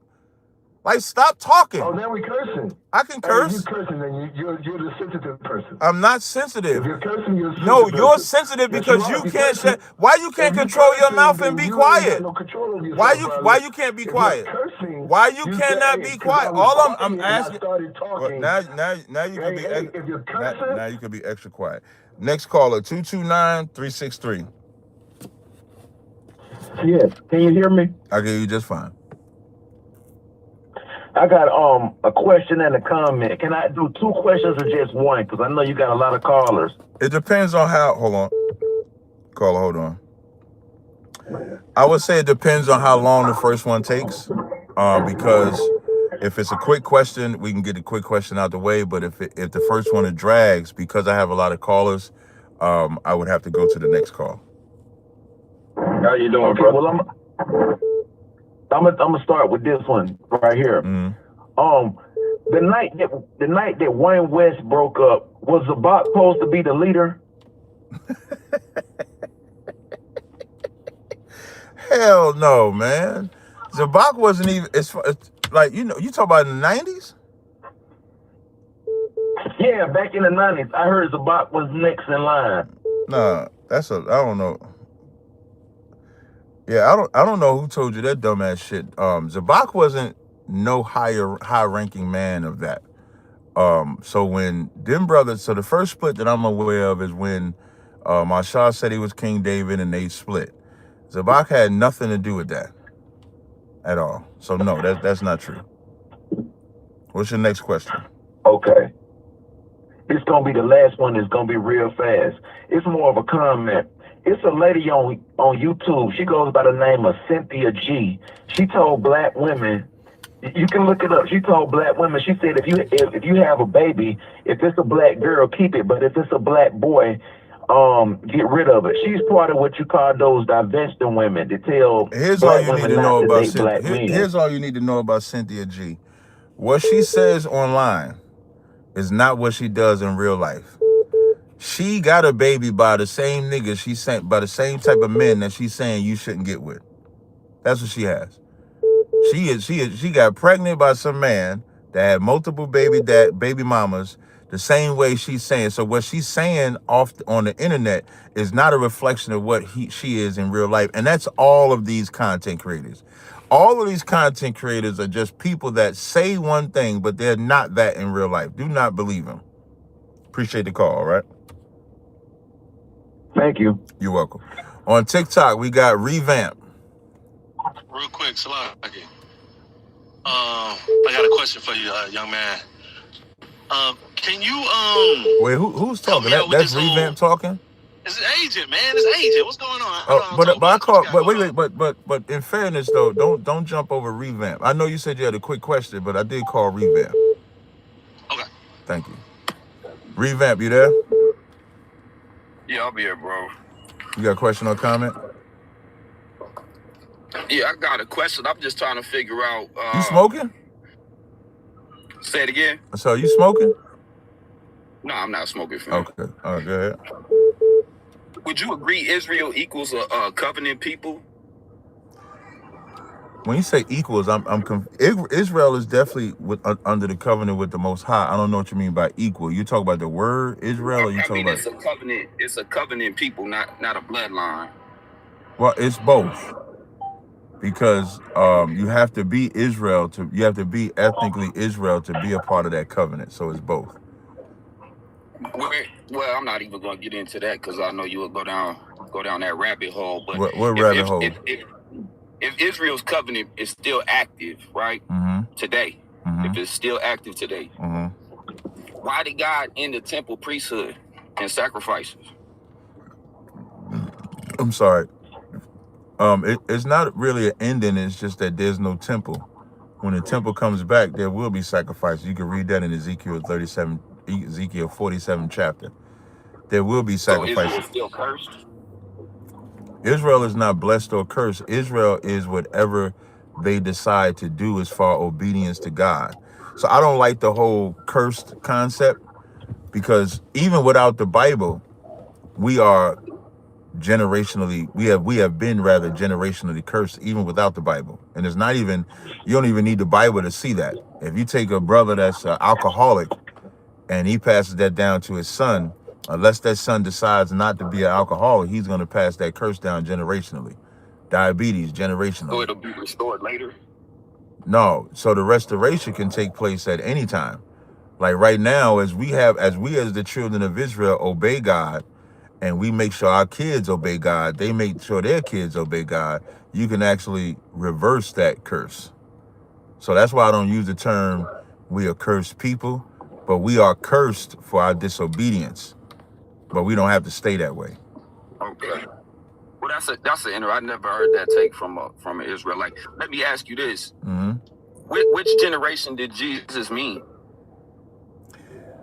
When you talk about in this generation, I'm calling. You got to call back after I finish this set of calls. Creating that urgency. Say that one more time. What I'm saying? I said when he's talking to his disciples, he creates urgency. You know what I mean? He uses words like this generation, near at hand, about to, soon. Yeah. You know what I mean? What does he mean? And the problem is each generation ignores the urgency. You're right. When he's talking about just generation, it would depend on the context. Like he could be talking about the generation. I just want to finish. I don't mean to cut you off. No, I just want to finish. I just want to finish. Thank you. When he said, go ahead. No, I'm doing it. I don't need you to tell me to go ahead. Thank you. When he talks about this generation, depending on context, he could be talking about the generation that was going to fall with 70 AD. Now that was urgent. That was something that happened quickly. Or he could be talking about generation objectively. Like when he says now is the prince of this world cast out. That was an earmark of time. When he talks about so it would just depend on the context of it. If it's an earmark, Okay, I'm sorry. I'm just saying, because I know I get what you're saying, but in that what I'm saying is all prophetic regathering language is fulfilled. I mean, that sounds good, but can you make your point? Like, what's the point? Basically, my point is, I think you're skipping over the importance of 70 AD. I didn't skip over the importance. I said when he said so this. Are you waiting on a future return? Yes. Well, that's not biblical. That's what. It's audience relevance talking to his disciples. So you're a preterist, right? I'm a fulfilled eschatologist, correct? Right. So where's the kingdom at? We are the kingdom. Where? The kingdom is not a physical kingdom. No. We the temple. We are the temple. Then why is there going to be an actual I understand. temple that comes down out of heaven? I'm fine with however you break that down. But what I'm asking you is, and if Christ is ruling, and so we're the Christ, right? Ruling, right? Christ is in us. Right, and we're supposed to be ruling, right? We're not ruling nothing. It's a new covenant. But where's the covenant? There's no system. Wait, and who? There's no system. So what new system? I haven't seen the system yet, though.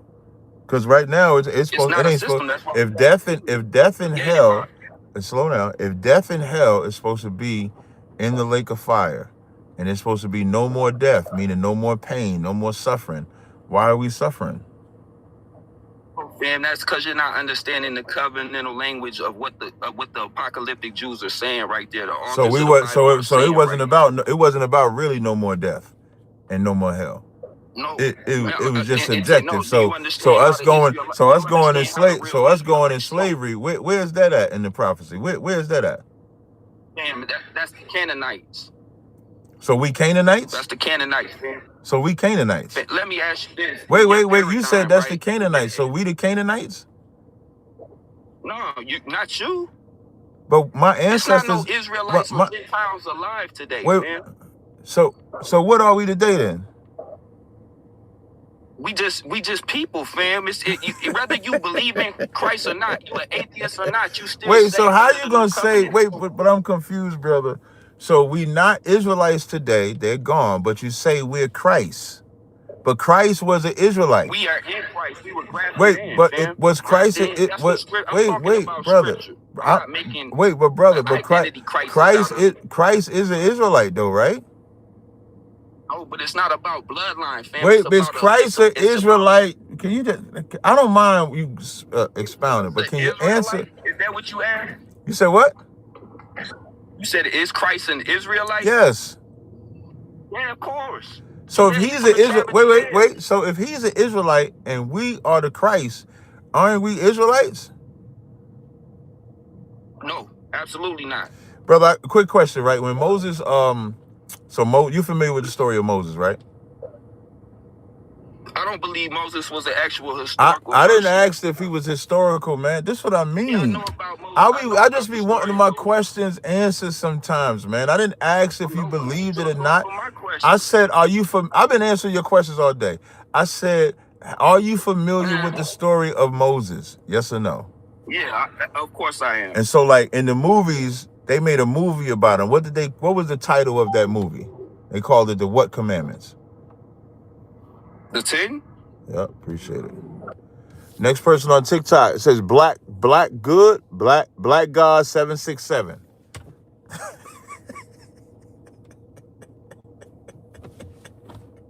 Black God 767, you there? Hello? Not on the phone lines. He didn't answer, so I'm gonna go to the phone lines now. So on the phone lines, and I appreciate y'all patience. On the phone line, the first one, it says Raymond. Raymond. Was it two Raymonds one time on the? No, it wasn't two Raymonds. It's two different names. All right, what's your question or comment? Khan, yes, sir. This is Trooper Dion out of Austin, Texas.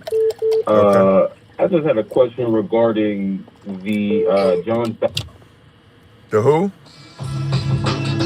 the hell just happened, man?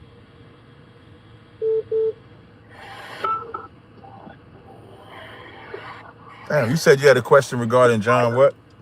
Yo, my phone is fucking tripping today, yo. I don't know what's up with my phone today. Hold on. Caller, hold on. I done restarted my phone twice. I paid my bill, y'all, because I know niggas might say you ain't pay your bill. That's why the shit ain't working. I paid my bill, goddammit. Hold on, y'all. Hold on a second. Hold on, caller. Yo, some Shabbat. All right, so you said your question was in regards to John what? Hey, Black God, I had called you, but you didn't answer, so you got to wait a second. I got you. Okay. All right. Come. Go ahead, brother. I was just hoping, because you did it for a million times. John.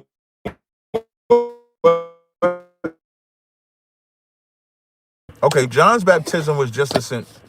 Her cap, you definitely got to get off Boost Mobile. I got Verizon, by the way. Oh, you ain't going to see it on there. I got Verizon. Caller, hold on. Maybe it's where I'm sitting at.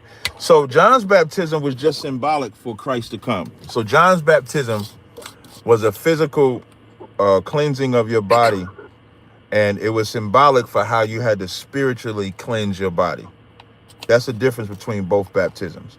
And it was to prepare the way. So as John would do the baptism, he would tell you, hey, there's one coming after me. He gonna give y'all the real baptism. This is just the preparation. And so that's the difference between the two. John's was physical, Christ was spiritual. You understand? Come. All right. Come. I have one more question. Go ahead. There's a lot of people in the comments that don't believe that we have to follow the law in order to get the covenant as Israelites. The same way, but they'll follow the law in America so that they could get the American dream. Can you make a comment on that? I think that tells you when the Bible says this, the scripture that I would give them is that no man can serve two masters. He's either going to love the one or hate the other. Right? And so when they say that they got to keep the American laws, caller, hold on. When they say you got to keep the American laws, you got to ask them, can you be gay? Do you support abortion? Do you support all these things? And then you got to ask them, does God support it? And then force them to pick one. And when they don't pick it, then you'll tell them you don't love God. You love the white man. You love America. That's what I would do. That's where they say that. Because they would rather live under sin. And that goes back to why we get so punished and destroyed, because America gives something to us that God won't. Sin. Destruction. Like America gives us death, and we love him for it. The Most High gives us life, and we hate him for it. Let that sizzle in your spirit. The Lord gave us commandments that would bring us to life. Can you imagine a community? Can you imagine right now in every black community, when you go outside, depending on where you live at, you got to worry about an element of DFs, everything, and you're worried. You will move out of your neighborhood to try to go to a better neighborhood if you have kids, and you imprison your kids with homeschooling. Homeschooling, and I ain't necessarily against homeschooling. You know, you could do what you want, but what homeschooling does, it takes away your social skills, because if you're homeschooled, now you're not around people. So you don't know that interaction. You don't get that interaction. But the reason why parents don't want their kids around people is because of the sins that America provides. That's this life. Now, imagine God's kingdom. Imagine keeping the commandments, loving your brother as they self. So when you come outside, there ain't no gang element. There ain't no drug element. There ain't no pedophile element. There ain't no rainbow element. There ain't none of that. It's just a community living in harmony under the laws of God. One is life, one is unaliving. And we choose the unaliving all the time. That's how I would answer that question up. All right, no sweat out. One more thing. No, I can't do it. I got a ton of people, and I ain't got that much time. So I did do 2, though. Salakia. No, just let them know where to get this truth. Oh, Most High Christ. Yeah, man, get in class. Go to isubk.com. If you're on YouTube, go to One West Online Classes. All right, I'll give us some Shabbat. The water, y'all. I'm gonna do one more call and I'm coming right to you, black guy. I'm coming right to you. On the phone line, I got and just so people on the phone know, I bring the call in as you join. So the next call is 859-740. Shalom, Mark. Yahawah in Lexington, Kentucky. Yeah, what's going on, brother? I'm blessed by the best, brother. I got that number too. I got that number, so I got Most High in Christ. There you go. That's what I like to hear. Okay. I was about to ask you. Yeah, yesterday, and I'm gonna call him today. After I got the phone, well, after you finish, because I watch you all the time. But can you give me? I got second address pulled up. Second Ezra 13 and 16. Or as I conceive it, woe unto them that shall be left in those days. I take it as it's me, it's us. And much more woe unto them that are not left behind, which are the Gentiles, which are the non-believers. Am I correct? Second Ezra is 13 and what verse? 16. Okay. So 15 says, show me now yet the interpretation of this dream, for I conceive in mine understanding. Woe unto them that shall be left in those days, and much more woe unto them that are not left behind. For they that were not left were in heaviness. Now I understand the things that are laid up in the latter days. So now when you read this, this is what he's saying he believes the interpretation is. Right? Okay. Then verse 21 says, the interpretation of the vision shall I show thee, and I will open unto thee the thing that thou hast required. Whereas thou hast spoken of them that are left behind, this is the interpretation. So now you actually get the interpretation. Verse 23, he that shall endure the peril in that time hath kept himself, that they that be fallen into danger are such as have works and faith toward the Almighty. That's what the first one said. You see what he said? He says, he that shall endure the peril in that time have kept himself. They that be fallen into danger, such as have works and faith toward the Almighty. Know this, therefore, that they which be left behind are more blessed than they that be unalive. You understand now? Yeah, that's where I'm sorry. No, go ahead.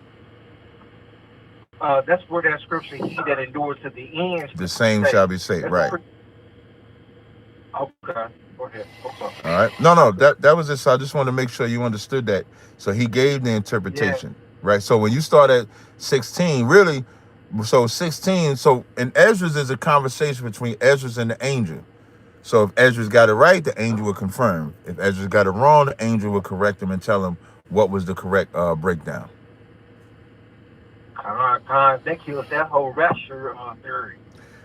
Yeah, rapture's not in the Bible. Rapture, when the Christian church talks about rapture, they only talk about one thing, and that's relations. Like Anita Baker said, caught up in the rapture of love. That's the only thing the Christian church talk about. The Bible. All right, brother. All praise to the Most High. Hey, no, damn right. All praise to the Most High. All right, brother. Appreciate it. All right, now on TikTok, we got Black God. You there? Yes, sir. Yes, sir. All right, what's going on, brother? You got a question? Hey, shalom, brother. You got a question or comment? I got a question about was Jesus Christ created? I be trying to tell my friends about Revelations 3:14. And they keep saying, well, that's under the Greek. That Greek word means different from the beginning of creation. What about Colossians 3:14? What about Colossians when it says the firstborn of every creature? Yeah, that's what it said. Colossians 1:15 says he's the firstborn of every creature. Got you. So could I use 3:14 too? Yeah. Don't let them listen. Don't let them run from and they don't like that because that's Christ saying that about himself, right? That's Christ saying he's the beginning of the creation. That's what it says. And when you look that up, it says the act of founding, establishing, the act of creating, creation, created of individuals, things, beings, a creature, creation. That's what the word means. Got you. Can't get around that. Thank you, brother. No problem. All right. One more, another one on TikTok. We're going to, Agent. You had a question. You tried to jump the gun and shit, man. What's up, agent? I don't know, man. Usually you say, hey, if a moderator has something to ask I do, but I had already called on the brother. Like, if you'd have did it beforehand, I would have. That's what it was, because I had said it. Yeah, if I would, if let's say if I was breaking and I'm like, okay, I'm coming over to TikTok, and you would have got me, then I would have let you rock out. But because I had called on him, I didn't want him to think I was rude to him. That's all good, man. It's your show. I know Look to at stay that. in my lane. Look at that, man. Appreciate that, what's brother. the difference between Esau being the YT man and being the devil the Bible speaks of? Or are they one and the same? They are absolutely one and the same. But it all requires context, because, of course, you can see the word devil in the Bible, and it's not talking about the white man. But when we talk about the word devil itself can apply to anybody. Remember, Christ called the Pharisees devils, but who did he say they were the sons of? He called them the sons of the devil. He said, ye are of your father the devil. So even though he's calling them devils, he's still saying they're the sons. The white man that they were following is the father. So just like we call people devils today, but there's one title that belongs to when you say the word devil, and that's the white man. He's the devil. We could be a devil. He's the devil. So it's a different connotation. So Esau is always the white man in the Bible, but the word devil has because it could be talking about the angel. When it says in Jude, when it says that Michael disputed with the devil about the body of Moses, that devil is not talking about a human. It's talking about the angel. So it just depends on the you always want to think about the context of the word. Last question. And it's still on the same subject. How do you feel about people that see Arabs as Esau? There's the dumbest people on the planet. Like 2 Ezra 6:9 says, Esau is the end of the world, Jacob is the beginning that followeth. Arabs are not ruling anything. And what they do when I bring out they're not ruling, they try to use like a secret rule that they have, when it doesn't say anything about a secret rule for this king. For when it talks about the dragon in Revelation, when it talks about the empire, when it talks about Babylon, it doesn't say anything in secret. And there's one nation that's ruling in power. Donald Trump, as the president of the United States, can put Barack Obama and Michelle as monkeys. And here's the crazy part. There's a whole video of the whole animal thing. So that video where they put Michelle and Obama as monkeys on there, I ain't gonna say Obama no more, because Obama's a heathen. I ain't gonna care about him. Michelle's our people, right? But the world thinks that Barack is black. So there was a whole skit that was made, not by Trump or anybody, by a troll, where he put all of them in there, and they got Donald Trump as the king of the jungle. So Barack and Michelle are not the only ones that are the animals in there. But like a good devil, what does Trump do? Trump doesn't highlight Biden, because Biden was on there. He doesn't highlight any of the other white people on there. He specifically highlights Obama and Michelle during Black History Month, because that's how the devil is. The devil is not strategic, it's not, emotional with it. He's very pointed. And he said he's not apologizing for it. He's not apologizing for posting it. He's not apologizing for saying it. That's the devil. And you know what's on the left-hand side, you know what's beautiful? You got black people that are defending it. I saw fucking Tommy on TMZ defending it.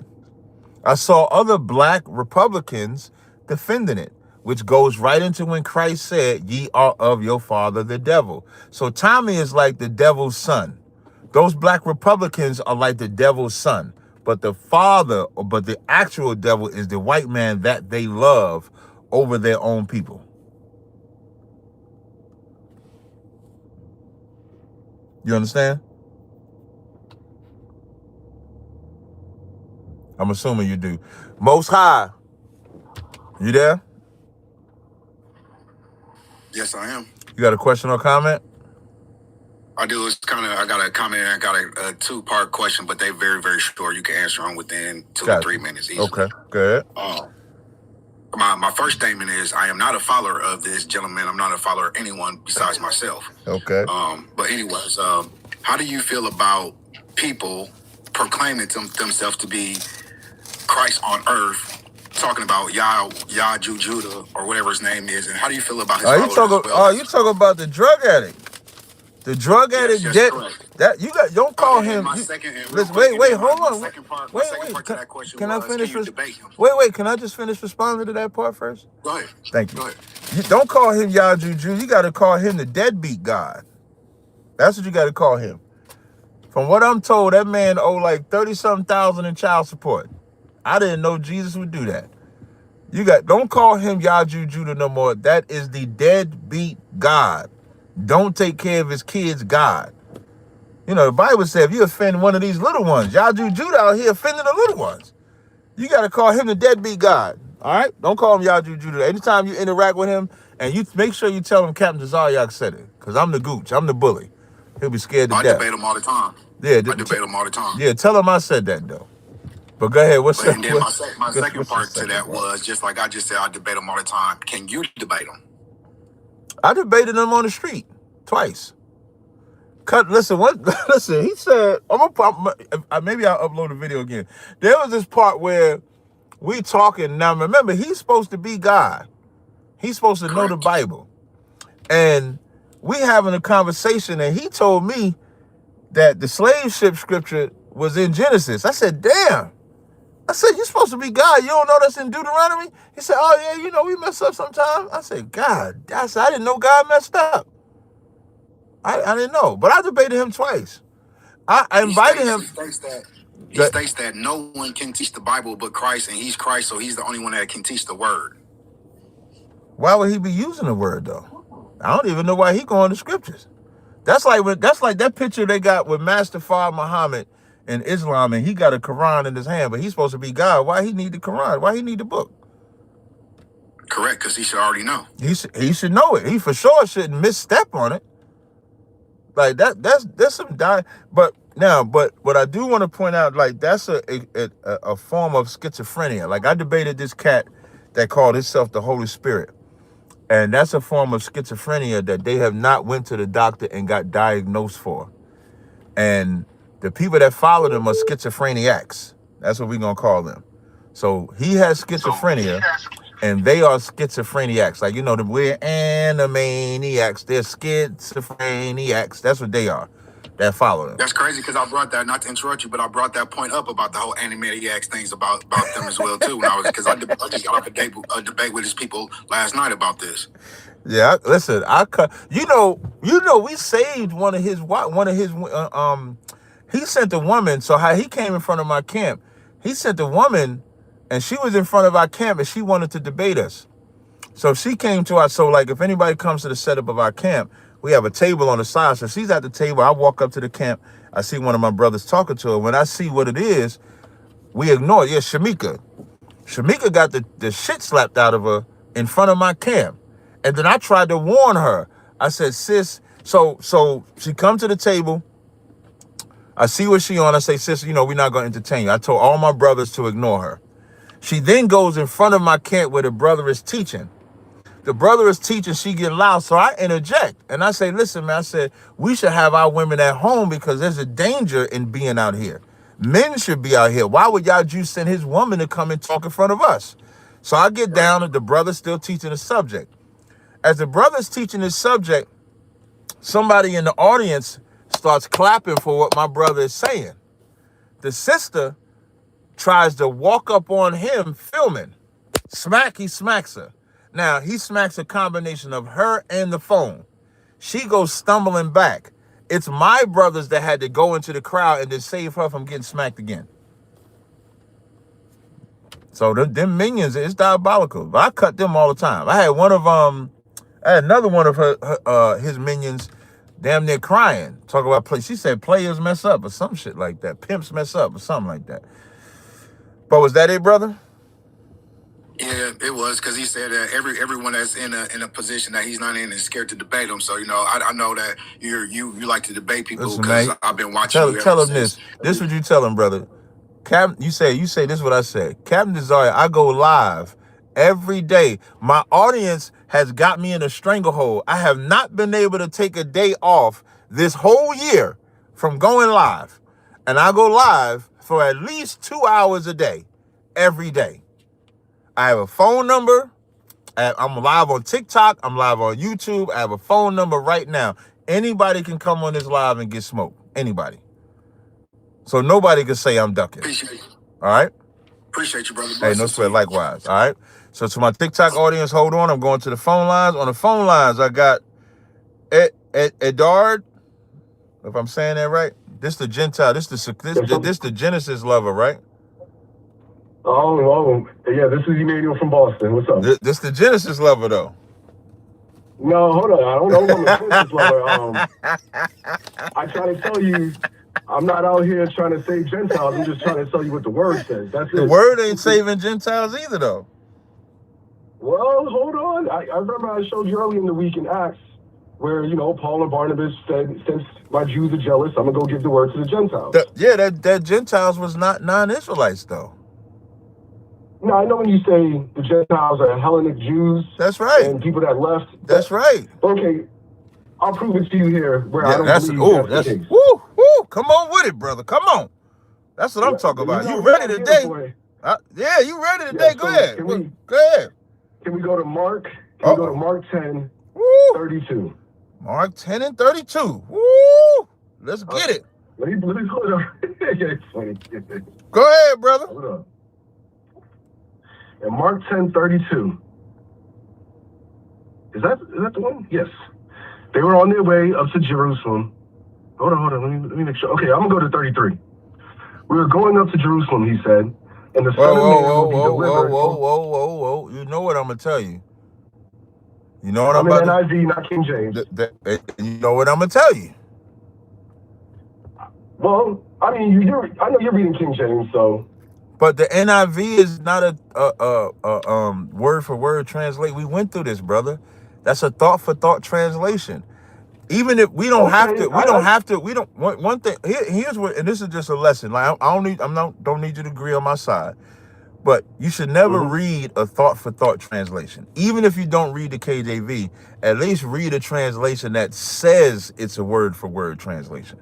NIV is not a word for word translation. It's a thought. It's what we think. All right, bet. I'm in King James now. There you go. That's my man. Go ahead, brother. Saying, behold, we go up to Jerusalem. The Son of Man shall be delivered unto the chief priests and unto the scribes, and they shall condemn him to death, and shall deliver him to the Gentiles. And they shall mock him, and shall scourge him, and shall spit upon him, and shall kill him. And the third day he shall rise again. So now if we go to the story of Jesus, obviously the high priest, the pastors at that time, they bring their soldiers, they arrest Jesus. They bring him amongst the white man, the king, the Gentile. The king says, yo, why are you bringing me this guy? They're like, oh, he claims to be a king. The king says, I don't care about no king of Jews. They almost had to beg him to kill him. When he says the Gentiles will kill him, that's what would end up happening. They had to beg the Romans to it to a point where he was going to offer up Barnabas because he was a murderer. But Barnabas only killed 5 Roman soldiers. Don't use the word. Don't use the K word. F1's in the chat, please. I'm sorry. Use the K. Use unalive. I understand. We love TikTok. TikTok shop is great. I think that's what you got to say on there. But go ahead now. I'm very apologetic for that. So, and then the Gentile, he didn't even want to get rid of Jesus. He was offering. He said, all right, I know around this time it's Passover. Y'all let one of y'all people go. It's between Jesus and Barnabas. What does this have to do with salvation, though, hey, brother? What does this have to do with salvation, though? So if we go back to Acts, where Paul and Barnabas says, since my Jews are jealous, I'm going to give the word to the Gentiles. Now, hold on. I'm not saying I'm for it, but I do know in Revelations 11:2, that's where John, if we pull up Revelations 11:2. But it just sounds like you all over the place right now. It sounds like what you're doing is going to words Gentiles and then just assuming that it's either, because like the Gentiles in Mark 10 and 32 is non-Israelites, and it's who the Pharisees are bringing him to. But do you know who the Pharisees said Christ was going to redeem? Now remember, the Pharisees. Now wait. Now the Pharisees are wicked. But in their wickedness, Yes, did they prophesy about Christ's death? No. They didn't prophesy about Christ's Did death? they? Oh, well, they wanted him. Yes, they wanted him there. No, wait. Not that they didn't want him to be unalived, yes. But what did they say his unaliving would do? Are you familiar with that?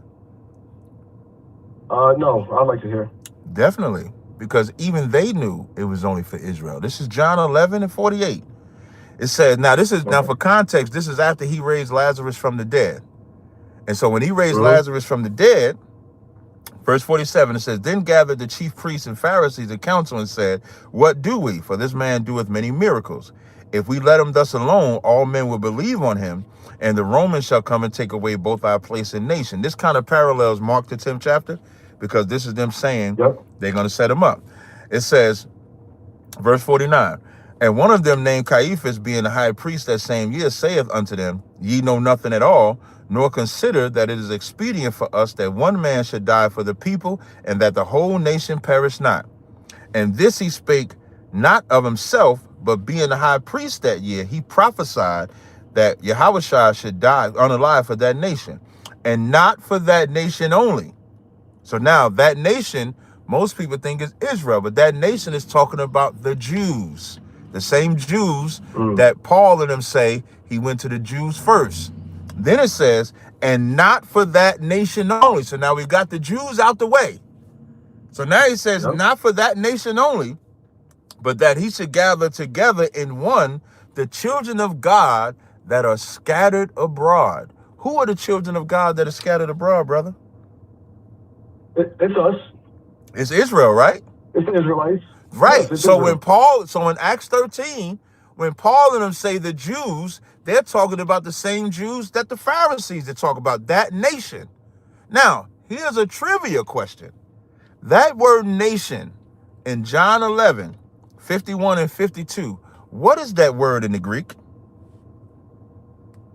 John 11:51 and 52? Yeah, when it says, in John 11:51 and 52, at the end of 51, it says Yahawah should die for that nation. What is that word nation?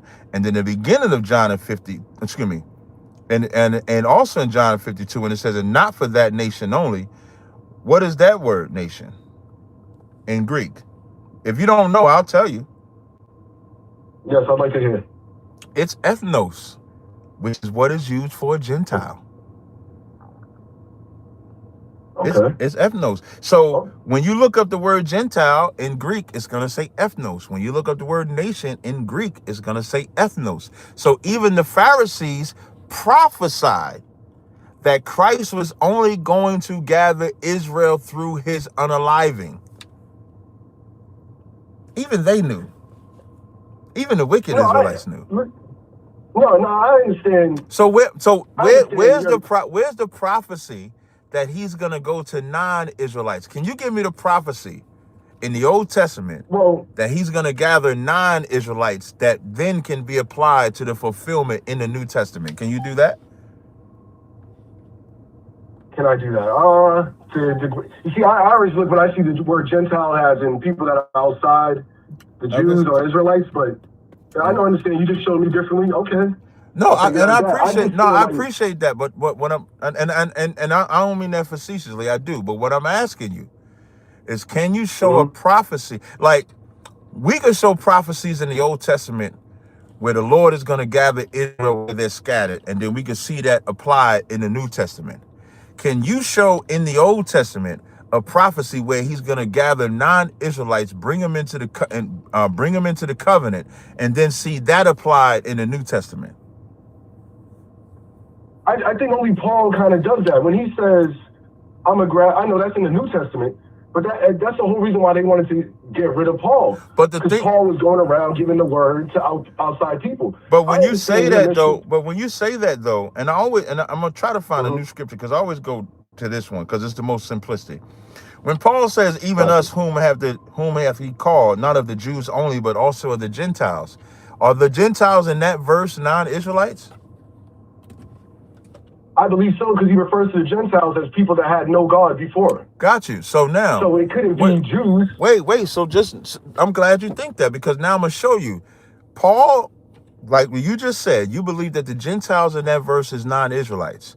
And this is what I love about Right. Paul. And this is why Peter said Mhm. those that are unstable and unlearned don't understand the scriptures. So when Paul says, even us whom he have called, not of Jews only, but also of Gentiles, in the very next verse, he says, as he also said, and before I read this verse, this to my audience, do y'all see why it's important to always go over the same scriptures? Because some people, this ain't got nothing to do with you at all, brother. It got something to do with you as far as bringing it up, but you're important to what I'm about to say. So this ain't a stab or nothing against you. Do y'all see the importance of bringing up these scriptures over and over and over again? Because you have people that believe these scriptures the same way. And it has to be taught so that they could be open. So maybe this brother from Massachusetts, maybe his eyes will get open when we show him who the Gentiles are in this verse. This verse 20. So in the 24, it says the Gentiles. Where are you reading from? I'm sorry. Where are you reading? This is I just want Romans. to know where you're reading from. Yep. This is Romans 9 and 24. You can go there with me. I'm going to read 24, 25, and 26.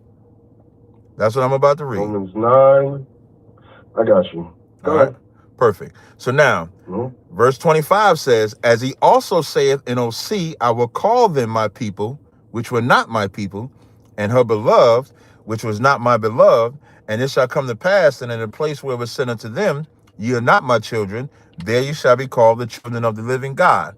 So if I'm to understand you, the Gentiles is non-Israelites, and now in the place where they were called not God's people, now they'll be called God's people, correct?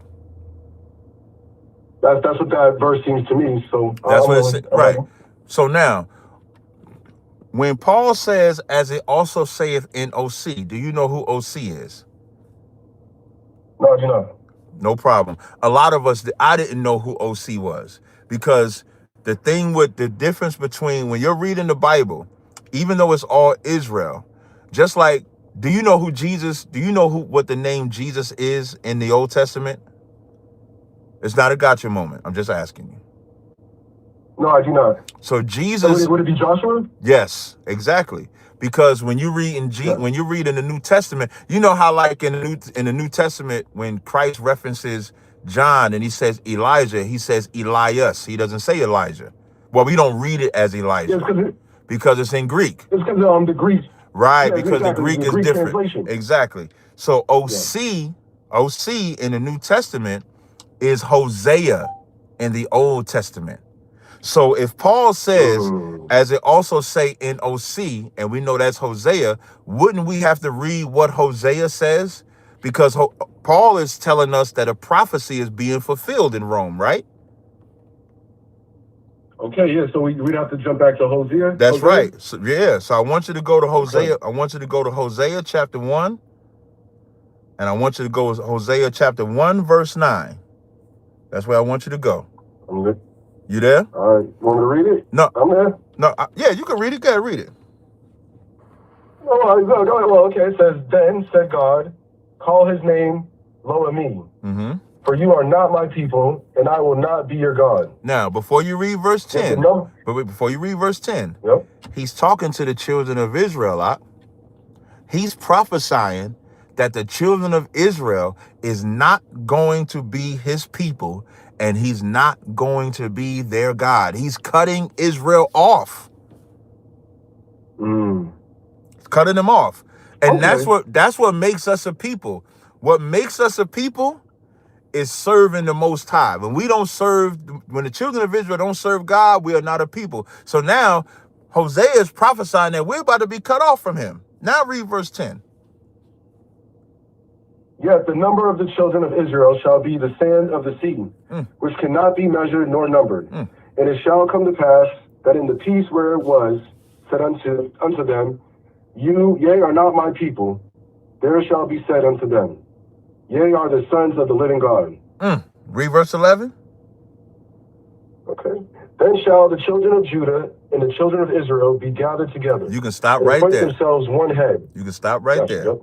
So now when Paul says, as it also say in OC, wouldn't the same audience that Hosea is talking to also be the same audience that Paul is talking to in order for the prophecy to be fulfilled? So Paul is in Rome. He's writing it to the Roman people, but he's writing it to his people that are in Rome. That's what you're saying. It's not to the non-Jews that are in Rome. Not to the non-Israelites in Rome. Non-Israelites, I'm right, sorry. Yeah. it's to the Israelites in Rome, because in order for Hosea's prophecy to be fulfilled, it would have to be to who he wrote it about, right? So I think you made a great point today, but I just need to know. Oh my God! Oh my God! The butt killed. Listen, the butt killed. Wait, brother. Come on, brother. This is when my audience goes crazy. My audience goes crazy right now, cause my audience is like, I'm gonna tell you. Let me just tell you about my audience. My audience is going crazy right now, and this is what I'm gonna tell you. You started off saying that the Gentiles is non-Israelites in Romans 9:24. Then 25. Jesus though. Wait. Now you windmilling, man. Then you said so. You. I'm just saying. Wait, but you changing talk. We ain't talking about unaliving Christ yet. We talking about right here in Romans. You said those Gentiles was non-Israelites, but when Paul quoted Hosea, Hosea is only talking about Israelites, and so you know that Paul is only talking about Israelites, but you still trying to bring in other nations. No, I just want to know if Jesus said the Gentiles are going to unalive him. At the end of the day, who ended up unaliving Jesus? The Gentiles. I know you can answer my question. The Gentiles ended up unaliving him, but at the request of the Israelites that set him up. I just read that for you. So now. So the Israelite, but that has nothing to do. The Roman king, brother. That has nothing to do. The Roman king that unalived him, right? Brother, that has nothing to do. I just said, if the Son of Man said, the Gentiles, you're going to bring me to the Gentiles and they're going to unalive me. And at the end of the day, it was the Roman guards that poked at him, scourged at him, and it was the Roman king. Brother, that has nothing to, brother, that has nothing to do with any, as Christ said, which of the prophets have we not unalived? That's what Christ said. That still don't mean that Christ came for non-Israelites. Brother, you just fell on brother. I spent a lot of time with you. I'm not going to argue with you. Right, you can't. I spent a lot of time with you. I tried my hardest to get through you. And you know now that Romans 9:24, those Gentiles is non-Israelites. The fact that you still want to save other nations, you definitely are a Genesis Christian Israelite. I appreciate the time, brother. I got to get to the next call, brother. I got to get to the next call. I respect you, my guy. Thank you. Appreciate it. No problem. Next caller it says Mitchell on my phone. Hi. Thanks for taking my call. No problem at all. And I didn't mean to not take your call earlier, but when you was calling, the phone lines was filled up. But I'm glad you're here now. What's your question? What's your question or comment? Thanks. Before I ask my question, when is the video? Because you said it was a third or another hour left for the camera. I gotta ask him. Yeah, I gotta ask. So the third video, started off more like a interview, and this is when people don't know that we made the Voice of Reason quit. So in the third interview, you're not gonna see the Voice of Reason in there. It's gonna be just the moderator and then his partner. Because he quit. He said, I need to get something to eat. My blood pressure getting kind of low. I need to get something to eat. That was so good, though. Oh my God, Thank you. The two was so good. I'm just Thank you. So I'm not sure when he's gonna put that out. Good. Okay. Genesis 3:15. Because I always assume it's a prophecy of Yahawah, but recently you said it was Jacob and Isaac. So I'm Jacob and Esau. That's not a prophecy about Yahawah. That's about Jacob and Esau. Oh, Esau. Okay. Yeah, because they were the ones fighting, and Jacob is the one that was grabbing it. You know how it says, "It shall bruise his head; he shall bruise his heel." Head and his heel. Right. So imagine. So when they coming out the womb, Jacob had held Esau's heel. That's the fighting that they were doing. That's the enmity. Remember, it said, I will put enmity. So the spirit that Esau has is the spirit of the serpent. The spirit that Jacob has is his spirit. And they're fighting up until this day. So that's what that's talking about. Okay.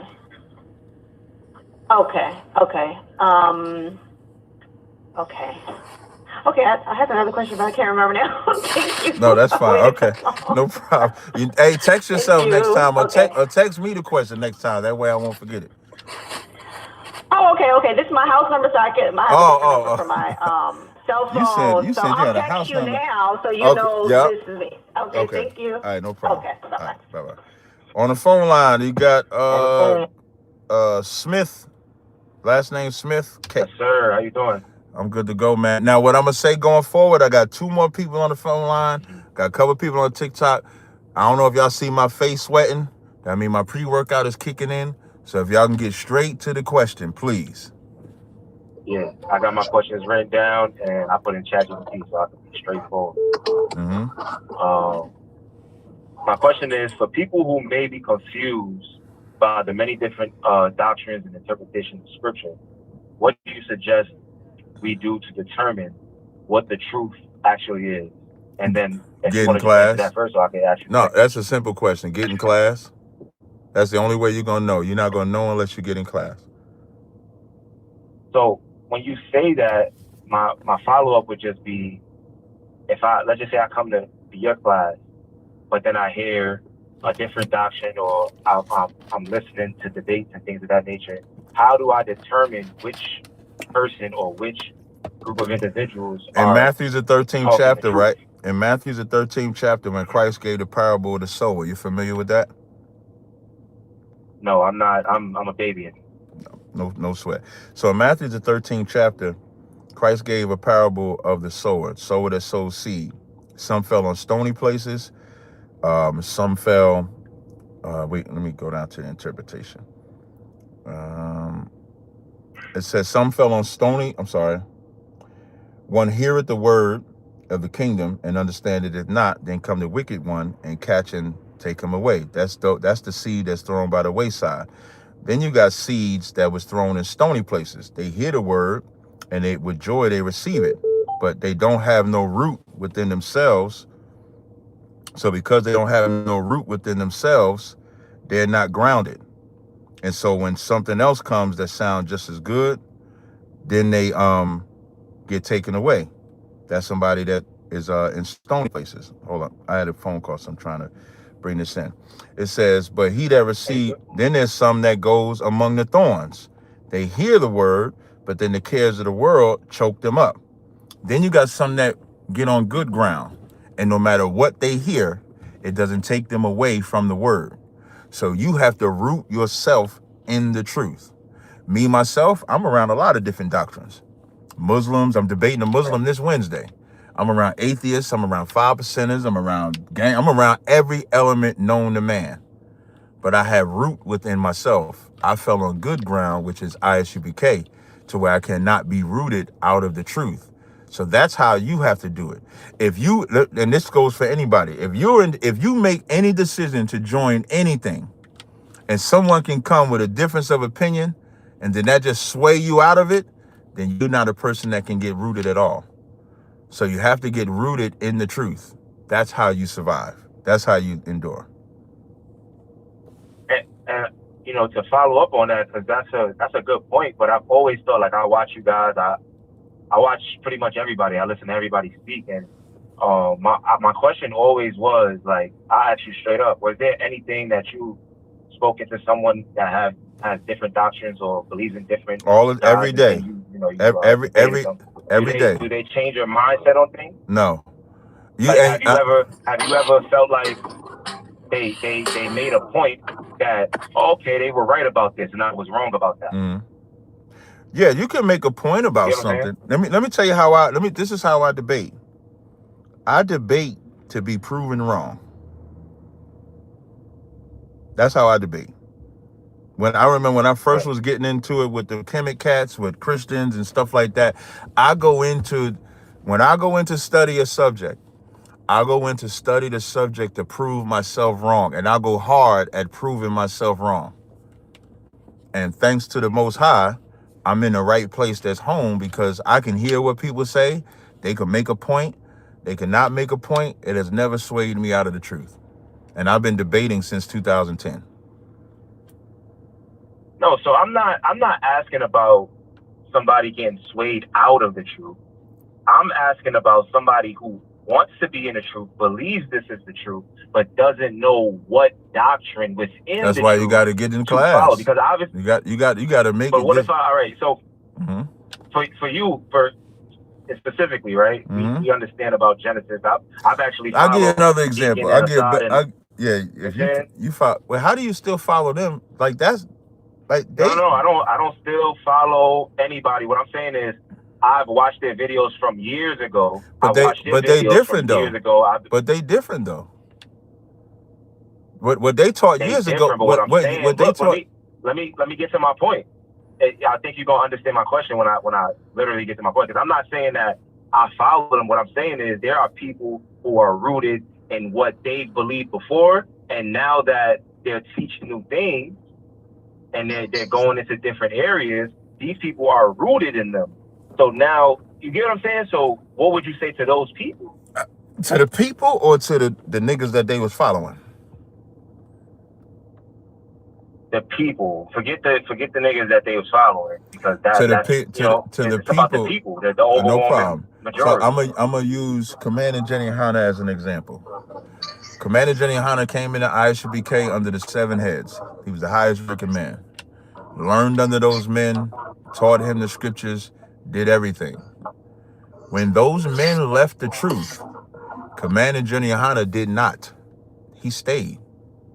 He just because they left, start teaching a man was the Holy Spirit. Commander Jenny Hanna stayed with what he was taught. They left and talk about now it's a holy conception. Commander Jenny Hanna stayed with what he was taught. They left and some was teaching God loves everybody. Commander Jenny Hanna left in what he was taught. Because when they were in their right spirit, they taught the truth. If your leader, if the leadership, and here's the crazy part, Ariah, Chief Head Priest Ariah said, if I leave the truth, don't you leave the truth. So when Ariah left the truth, you know what Commander Jenny Hanna did? Like a good son, he stayed, even though his father left. So we don't have the excuse of switching up because the person that taught us the right way switched up. That's a lesson for us to how hard this truth is. Like the Bible says, he that endured to the end, the same shall be saved. That's Matthew 24:13. This is not a sprint. This is a marathon that you have to keep running until either Christ return or your life is over. And for some, that's why I read you the parable of the sower. To some, the cares of the world are going to choke them out of the truth. That's an example of Chief Head Priest Ariah. That's an example of the Genesis Cat. That's an example of Gorilla Hebrew. That's an example of everybody. That's an example of me. If I was to leave, I'm somebody that got choked up by the world. That's an example of everybody. But that does not now mean that the people got to say, man, I should leave too. You don't have that excuse. So to the people that listen to them when they was teaching right, and then they see them teaching another, of course you're going to be disheartened. Of course you're going to be heartbroken. Of course you're going to be disappointed. But that does not mean now that you make an excuse to still follow them, because the craziest part is if they taught one way for 10 years and now they teaching another way, how do you know that way is right? How do you know that they're not going to convert back? And the thing with them specifically, that man said, if I wanted to make money, I would teach salvation for everybody. And if he's teaching that, he revealed to you what he is. So if you paying attention spiritually, you'll always see.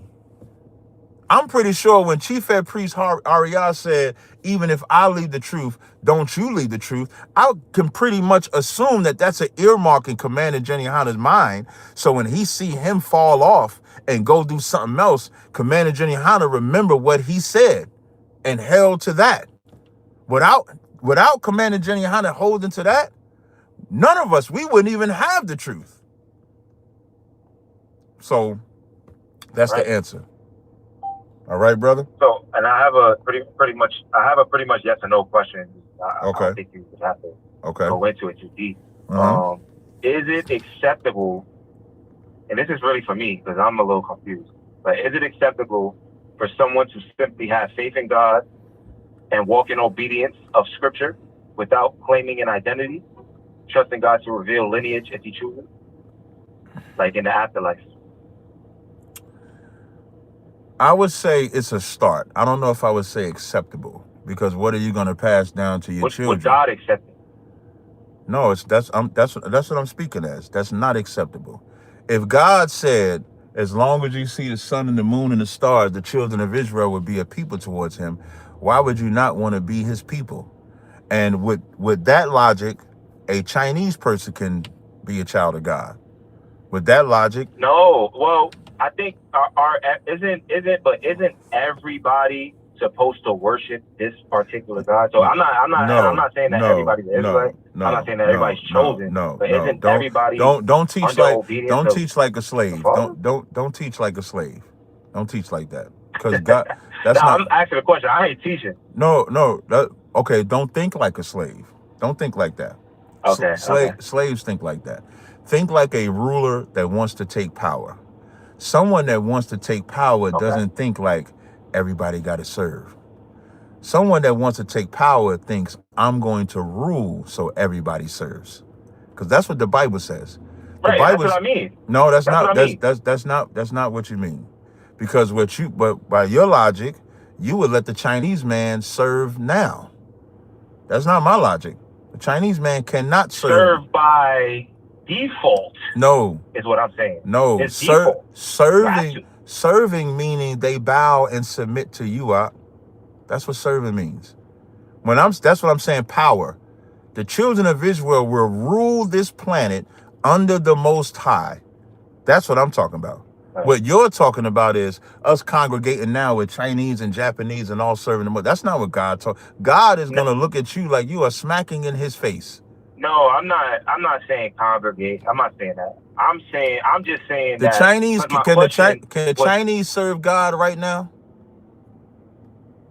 Can they serve God? Yes. Can they serve God? Keep the commandment. Can the Chinese man serve God? Keep the commandments right now? Can they? I believe they can. Will they? No. That's a difference between. It's impossible. That's the difference between you and I, because they cannot. The only way that they help me understand that. Right. The Bible says the only way they can serve is if we're ruling. But that's what I'm saying. That's why I said they're not going to do it because no, they're not going to serve us. So they can't. This is how you can learn to take power right now. Just repeat after me. The Chinese cannot serve God right now. Just repeat after me. The Chinese cannot serve God right now. You on your way, brother. Give you a hand. You on your way. I'm gonna give you the tough one. Wait. I'm gonna give you the tough one. The white man cannot serve God right now. That don't make no difference to me. The white man cannot serve God right now. Listen, let me tell you something. You got a good spirit, because you see how you said that don't make no difference to you? To a lot of people, that do. When I say to people that the white man cannot serve, you know how many people would not say that? There's a lot of white people that would not say, a lot of brothers and sisters that would not say that. So you listen, where you from, brother? Where you live at, rather? I'm from Queens. Oh, nigga, I'm gonna send you the number. Well, my number is actually the number. Good. I live in Charlotte. Oh, well, let me give you the number to call to get in class. Say less. That's what I'm talking about. This be you better than that last nigga. That last nigga, man, I showed him it was only for Israel. He still wanted it to be for the white man. Let me know you ready for the number. Yeah, I'm ready. 240 408 2034. All right, no sweat. I appreciate the call. Appreciate you. All right, man. All right, I gotta end the calls.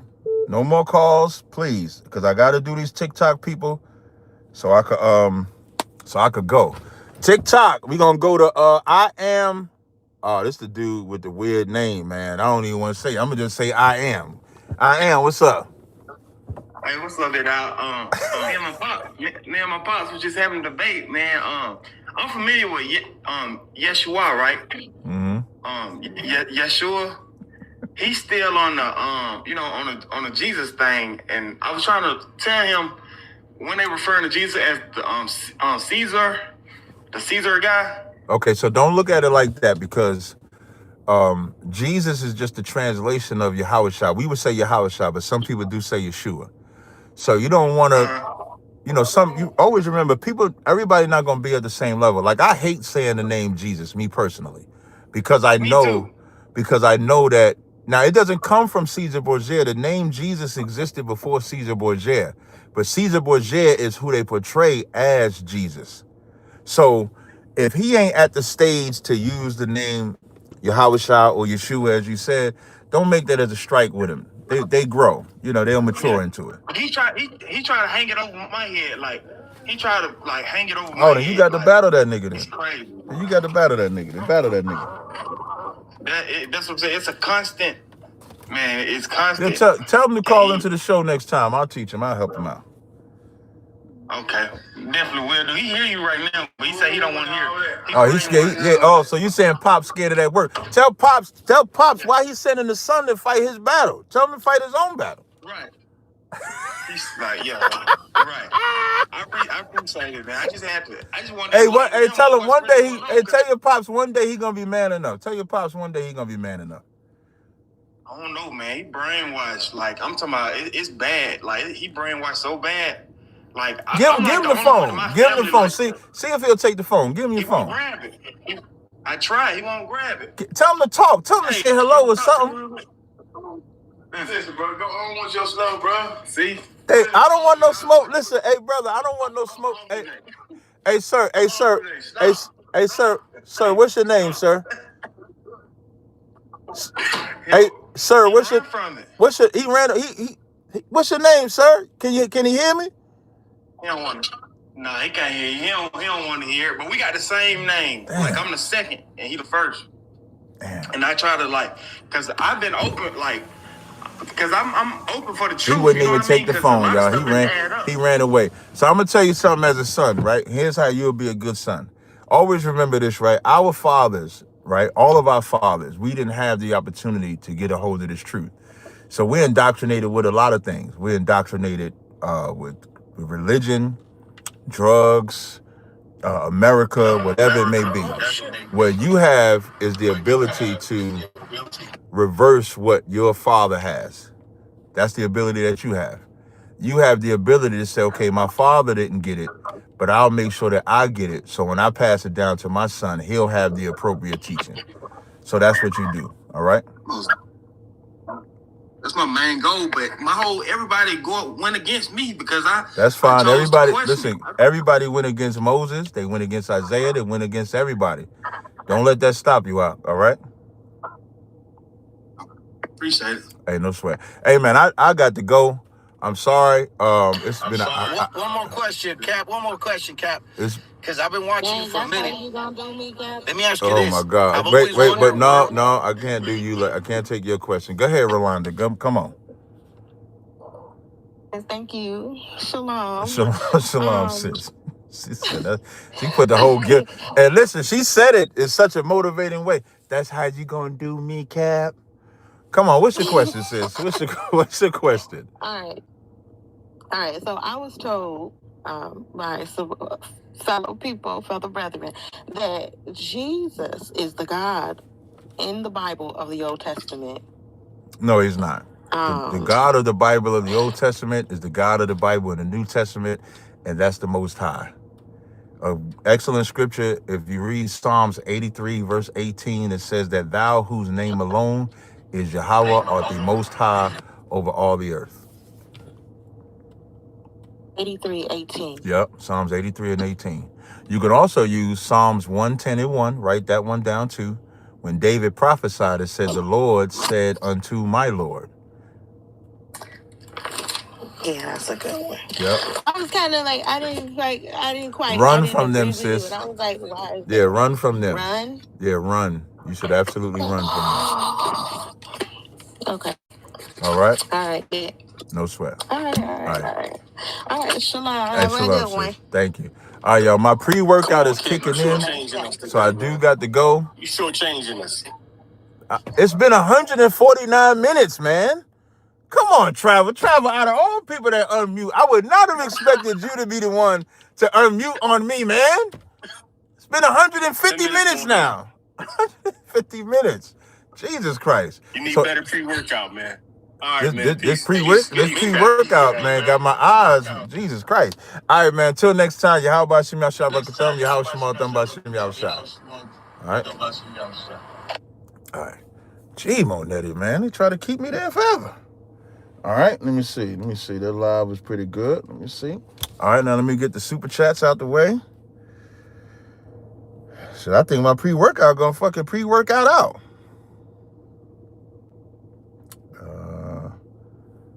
YouTube. Oop, I'm already on YouTube. Let me come here. All right, are the small hat people that are controlling our society Khazars or Israelites? Did they hijack our true religion and history? Trop City. Yes, they are Khazars. They're from the Khazar Empire, and they did hijack it. Shout out to Robert Bryan. February is a short month. Just saying, y'all crazy, man. I can't believe y'all got me a prisoner to the Car Chronicles. I'm a prisoner now. I can't even take a break. When I go to think, I ain't gonna go live, I say, but they gonna complain. Shout out to Hosea with the super chat donation. Where's the school in Arizona? I'm gonna put the number for the school. This is the number you call for Arizona school. Well, I'm gonna just say it out loud. I'm gonna say it twice. All right. You call this number, they'll get you the number for the Arizona school. It's 619-259-1083. 619-259-1083 is the number. Y'all talk about don't leave. I gotta leave, man. Gee, Monetti, man. All right, until next time, Shalom Israel.